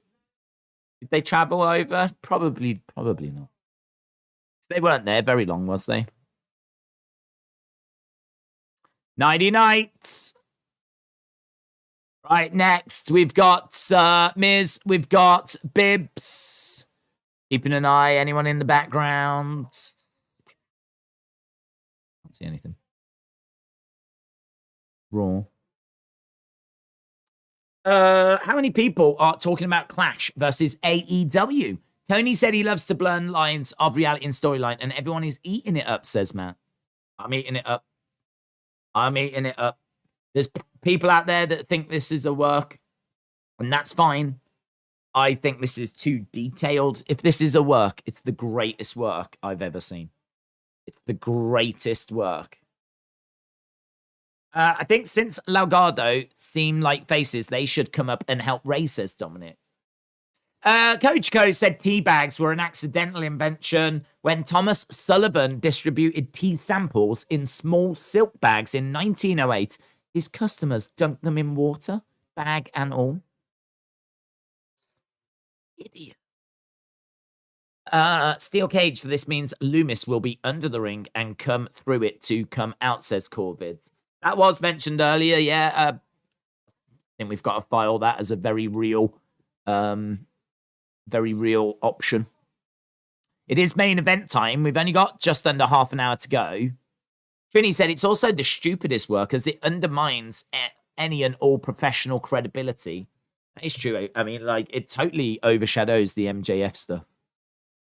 It totally overshadows the MJF stuff. And to bring him back and then do a work to overshadow it doesn't, I mean, you're right. It just doesn't feel clever at all, does it? Do you think Hamzat would finish Diaz? Yes, Summit, yes. William said AEW is no work. Maybe allowing us in is an accident of genius proportions. Irish Rebel, good night. Legend Killer said I'm watching Monday Night Raw. Same. Coach Co said your heart beats 100,000 times a day. Fun fact, for when you feel dead inside, your body is working hard to keep you from being dead on the outside. That's deep. Felix said, are you not doing World Cup? Yeah, we'll do World Cup. Well, I don't know what channel it'll be on. It might be on this channel. I mean, I feel like it's going to be a bit of an exception because we're not doing like Premier League. So maybe it doesn't sit very well on this channel. And it probably would be better to put it on the football channel. But yeah, I'm all about the World Cup. I want to watch all of the World Cup. So it's only every 4 years. So yeah, we'll do it. That's deep. That's what she said. Oh, very good. Well done, Sonny. Justin said, for a heel, Seth gets a lot of clean wins and always puts on a great match. He deserves / needs another title run if he could cut back on the Joker gimmick a bit. Corbett said it's part of MJF stuff. They're turning MJF face and they're turning CM Punk heel. Sam said, Days, have you got a girlfriend? Because you deserve the world. Sadly, I don't. Could you imagine if I did? Imagine if I did. I mean, that relationship would end within an hour because I'm always here, aren't I? I did 15 hours of streaming this weekend. Can Riddle get extreme enough, says Scott. I think he can. I think he can. All of you are my girlfriends. Jim said, what if Solo Sikoa was on the main roster not to join Bloodline, but to free his brothers from being under Roman's thumb? Interesting. Interesting. It makes me go question though, why would he help Roman if he's there to compete against Roman? But I suppose it could be a winning him over, winning his trust type situation. So it's interesting.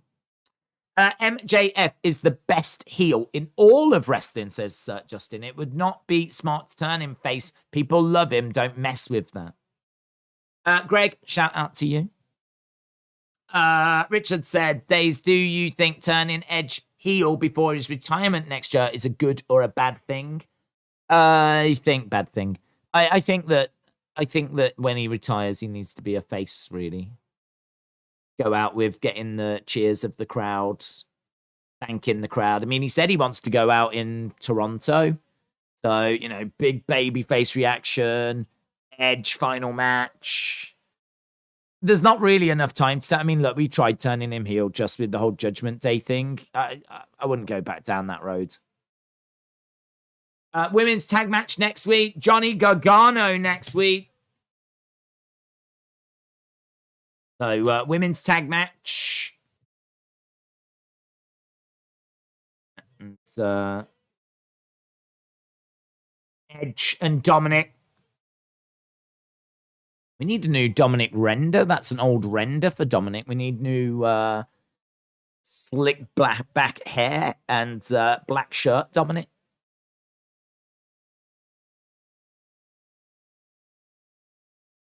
Okay, cage is being lowered, and we've got the cage being lowered sound.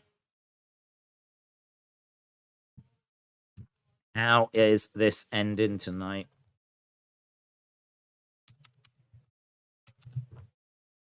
It's a bit jittery. The cage coming down's a bit jittery. It's a bit like... Dom will be a one-legged Edge. Talking about Edge, who do you think his last match should be against? Like it definitely losing it, putting someone over. Could be someone like Theory. Someone like Theory would be pretty good. Be a big win for Theory, that would. Very jittery. Just like watching the cage come getting stuck a bit. They're still battling with it. Edge has made his way down. Edge. Miz. Miz versus Bobby Lashley. La la la la la la la. Joy, happiness. Here's a shout out to you, Greg. Appreciate it. Banner updated, Elshon. Do you think we could possibly be seeing Jonathan Gresham to WWE? And if so, how would he be booked? I don't know if they've got room, to be honest. I mean, like, they're bringing in a lot of people. Gresham, I mean, he looks cool with the mask. He does look very sports entertainment with that mask. And he can go when the bell sounds. So Triple H might be tempted. To be honest, I think it's one of those where you'd go, have I got somewhere to use him? Because, I mean, it's so packed. He's got so many people he needs to be working with. Like, is there room for one more? I really don't know. How would I use him? How would I use him? I mean, I feel like every division is pretty stacked. I mean, you could maybe put him in a tag team for a bit. Maybe put him in a tag team. Put him with, like, Cedric Alexander. Have a decent tag team. And then have him go solo. I don't know that I would have him. I certainly wouldn't have him anywhere near the top of the card. I think it's too rammed up there. So tag division or mid card. Put him in Alpha Academy, says Tar Heel.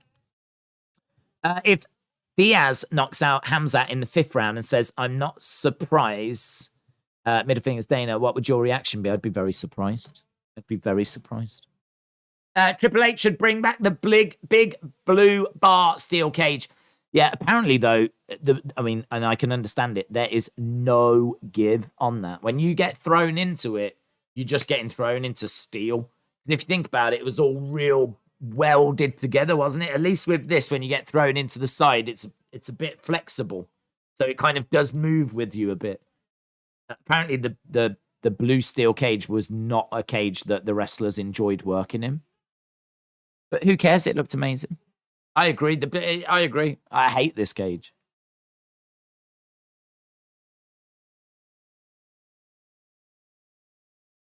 It's funny though, because this is obviously like what a cage should be. The blue cage is really strange, but I agree. It just looks better. Both guys getting their intro. Me Scoozy says, I'm just watching for the first time from hospital. The Mrs. Waters. Oh, okay. Oof. Thought you was in hospital. Mrs. Waters have broken. Seriously. Wow, dude. That's cool. Many congratulations. Well, I mean, obviously, when it arrives. But yeah, really cool. Shout out to you. Oh, Miz has grabbed the belt, walloped Bobby with it, and we are underway. 20 minutes left of the show. 20 minutes left of the show. Miz taking on Bobby. Door is open. Ciampa comes over, starts smashing Bobby.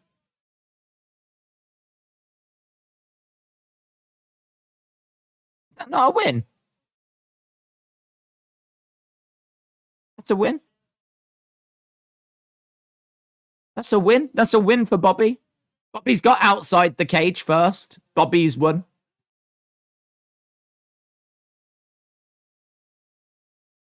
Corey Graves said that is not a win for Bobby. Why? This match has not even started, but I thought I heard the bell. Did I not hear the bell? Bell didn't ring. Bell didn't ring, apparently. I thought I heard it.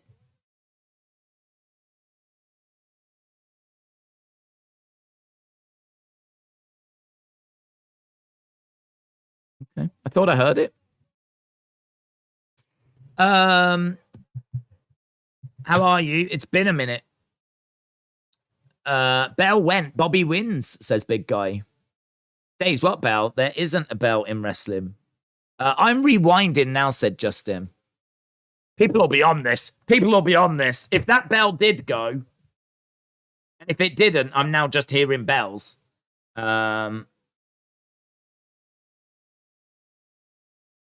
Page. Let's have a look. There's enough people saying it didn't to make me believe it didn't.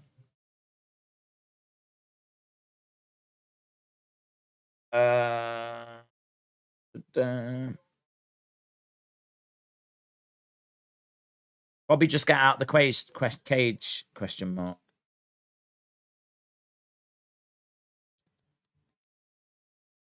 Why doesn't that count as escaping the cage? There are people asking that question. The bigger question is, did the bell go? Darwin said there wasn't a bell. Hayden said there's not a bell. Top Tier says there's not a bell. There's certainly enough people saying the bell did not go. Dave's thoughts on Roman versus Moxley? No. Damon says no bell. People are saying no bell. Like, do you know that for fact? Like, you've rewound it, there's no bell? Or is it just that because you was told there was no bell, you've gone no bell? No bell, no bell. Just rewound it, no bell. I definitely thought I heard a bell. Definitely thought I heard a bell. No bell then, fine. I was busy falling asleep, said Jamie. I must admit, the second part of this show has not been brilliant. I don't know. I felt like that Ray Damien match went on a bit long. Yeah. I don't trust everyone, so I rewound it and there wasn't a bell. I also didn't trust anyone. And I still think there's a bell.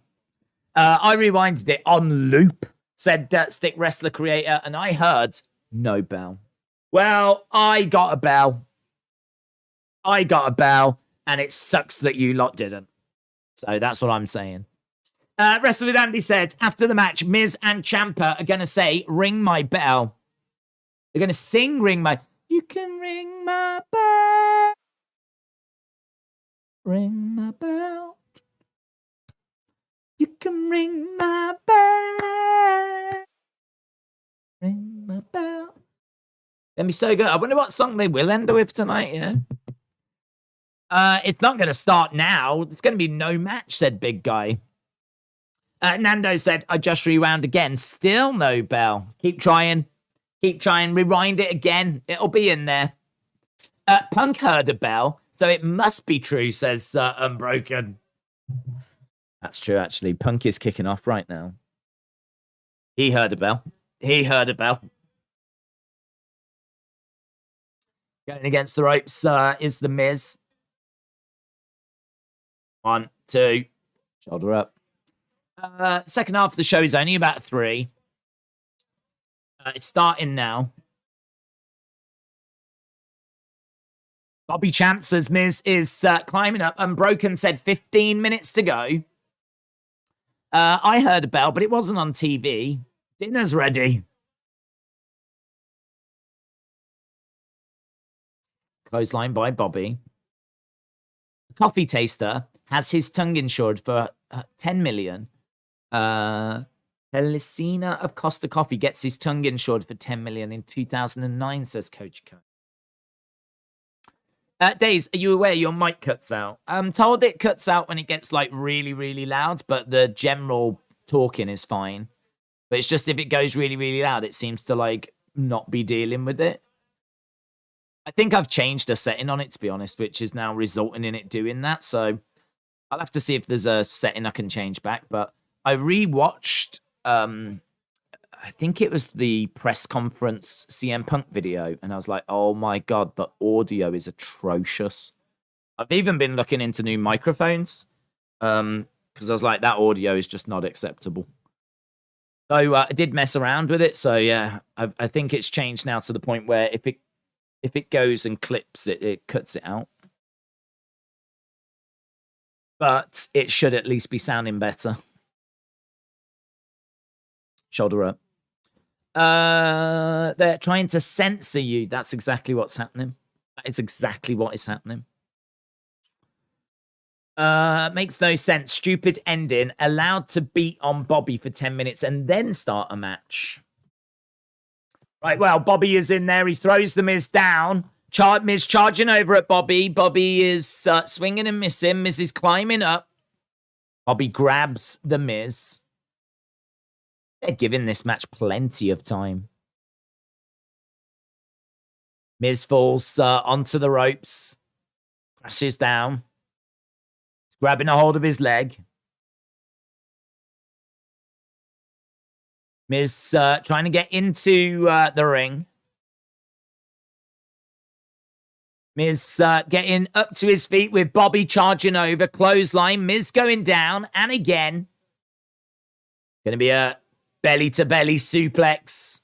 By Bob. By Bib. Bobby charging over. Collides into the Miz. Against the ropes.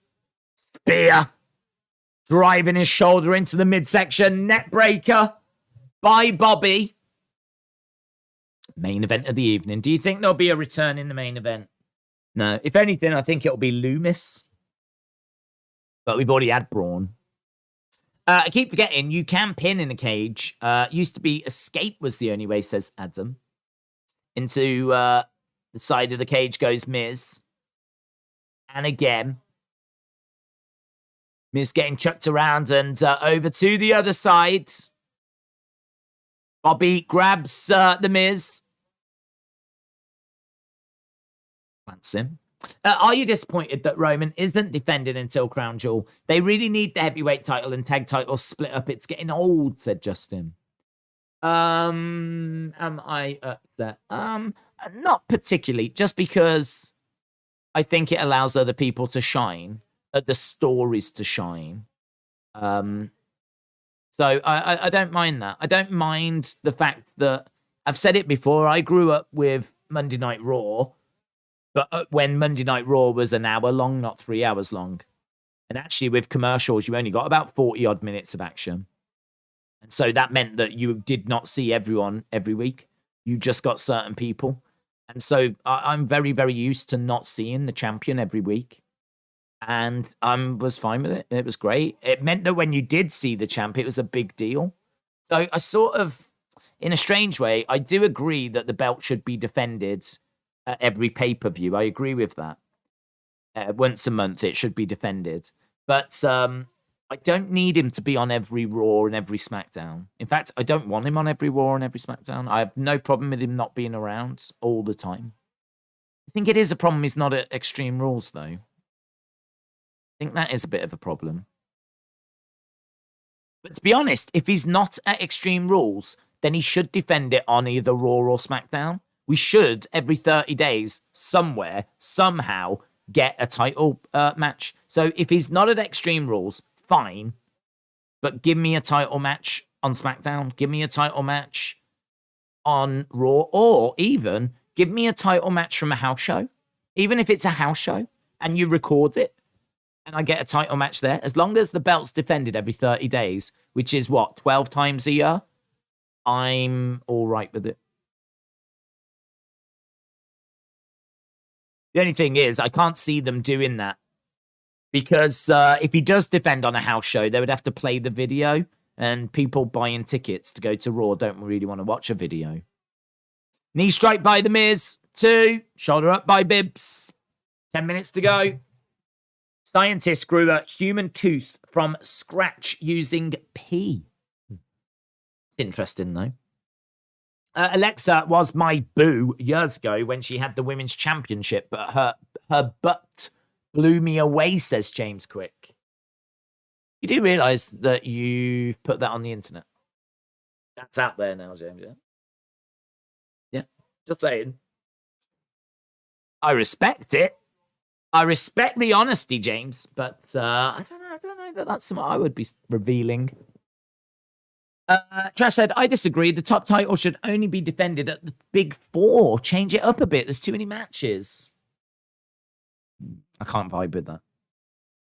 To only defend the belt 4 times a year. Nah, I can't go with that.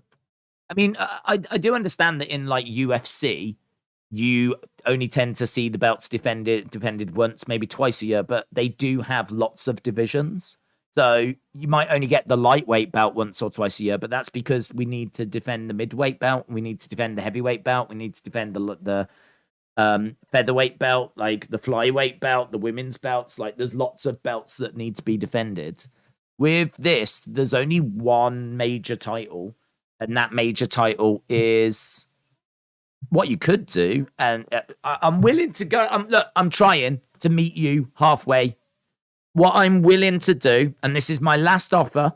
It's my last offer. Defend the Universal belt 6 times. Defend the WWE belt 6 times and rotate them. So that way there is a major title being defended every month, but it's not the same one. You split the belts and you do 6 Universal, you do 6 WWE, and you alternate them. That way you don't overexpose the champions. There's a major championship being defended every 30 days, and I would be willing to do that. But that really is my last offer. That is it's take it or leave it time. Yeah, it's take it or leave it time. I could honestly live with that. I could live with that. I do subscribe to the less is more mentality. I mean, not with my content output. God, you'd think I should subscribe to it in that sense, but I don't. But in regards to just life, I do subscribe to less is more. So I don't mind that. I don't mind that.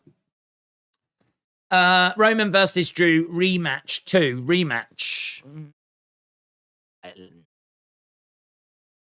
If you ain't going to put the belt on him in the UK in front of 60,000 passionate British fans, I don't know. I mean, when are you going to do that rematch? You could do it, but I think it needs to be back in the UK next year.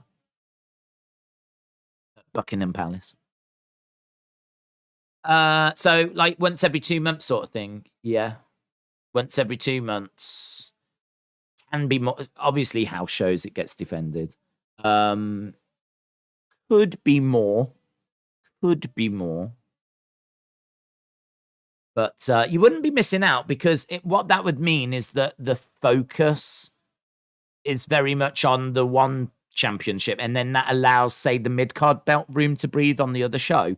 That could work really well, actually. Because say if this month it was the Universal title we were now focusing on. So the Universal title is going to be the focus for September. That means on Raw, the WWE champion is not around as much.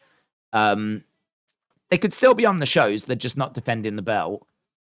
They're potentially building up their next feuds. But what it does mean is that the United States Championship now gets more room to shine because that now takes precedent. And then reverse with, October. In October, it'll be the Intercontinental belt that gets time to shine. So I don't mind that. I really don't mind that.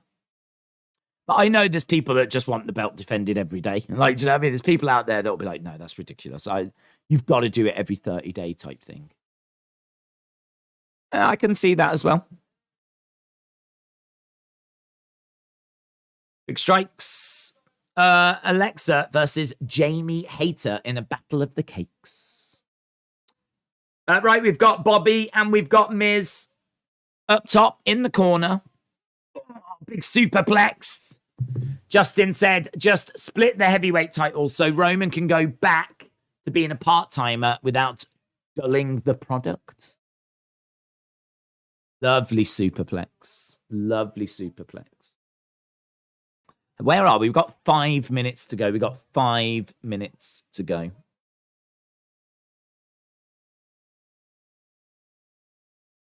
Bobby is back up to his feet. I think we're all just waiting for Dexter Lumis here. Into the side of the cage goes Bob.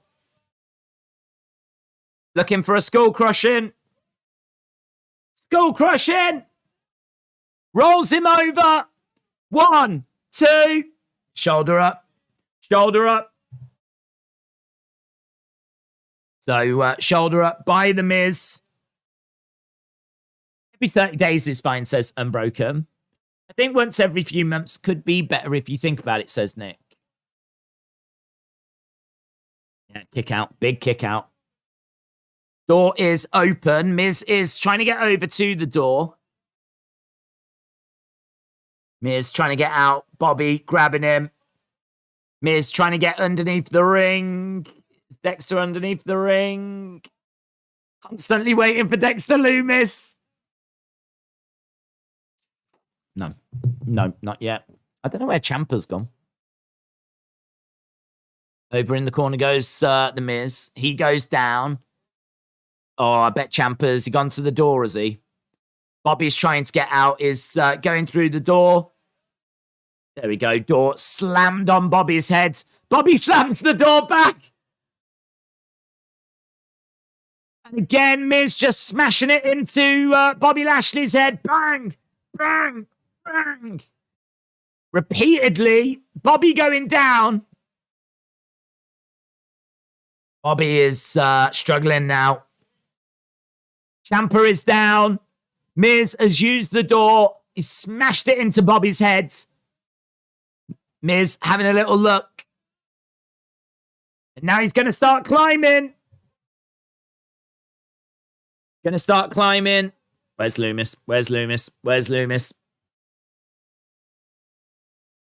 He's climbing over the top. He looks down.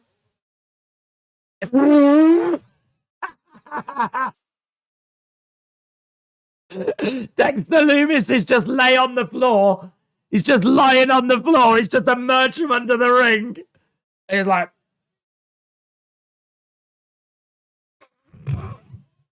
Dexter Lumis is here. That was just funny. It just looked funny. Dexter Lumis on the outside. Spear by Bibbs. 1, 2, 3. Bibbs retains. My God. You need to see that image. Brilliant. Brilliant. Bum. That's a new Dexter meme. That was funny as hell. Loomis is climbing up the cage, you know.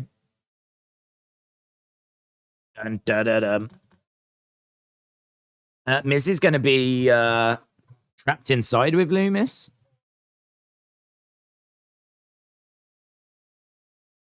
Loomis is inside the cage with the Miz. Trying to get over to the door. He closed the door. Bobby closes the door.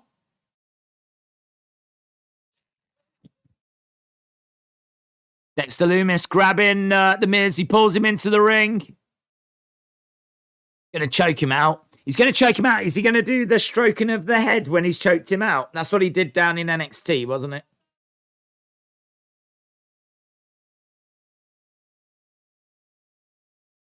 Look at that. The triangle is in. There we go. And there's the head stroke. Yeah! Oh, it's so pervy, isn't it? I love it. In my mind, that's exactly what William Hensey would do. R.I.P. Miz. Bad. Really bad. So funny. So funny. That will be a meme. That will be a meme.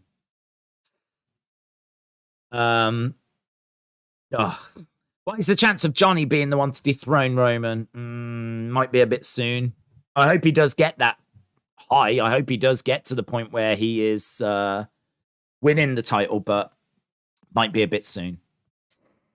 Miz won't want to talk about it, no. My Pet Miz? Oh, yes, My Pet Miz. New on WWE Shop, My Pet Miz. Right, we're going to shoot off because we need to do our post-show review. But really appreciate the support, as always. Hope you enjoyed the stream. We always do a post-show review once Raw is finished, NXT is finished, SmackDown is finished. It's live. You can vote. You can share your thoughts. And if you don't get a chance to join us for that, it is also a podcast. It does go out on the podcast channel, so you can check it out that way also. So, yeah, I'm going to go off and get ready for that. So a big thank you to everyone that joined us tonight. Hope you got out of the show, enjoyed the show, what you did. I thought it was all right. I think maybe expectations are always going to be a bit high because of it being Triple H in charge, but I don't know that we got to those kind of lofty expectations. But we did get Braun. We did get talking points. We'll go through everything and we'll see what you lot thought about it as well. So thanks for watching. I'll see you in about 10-15 minutes for the review. Bye for now.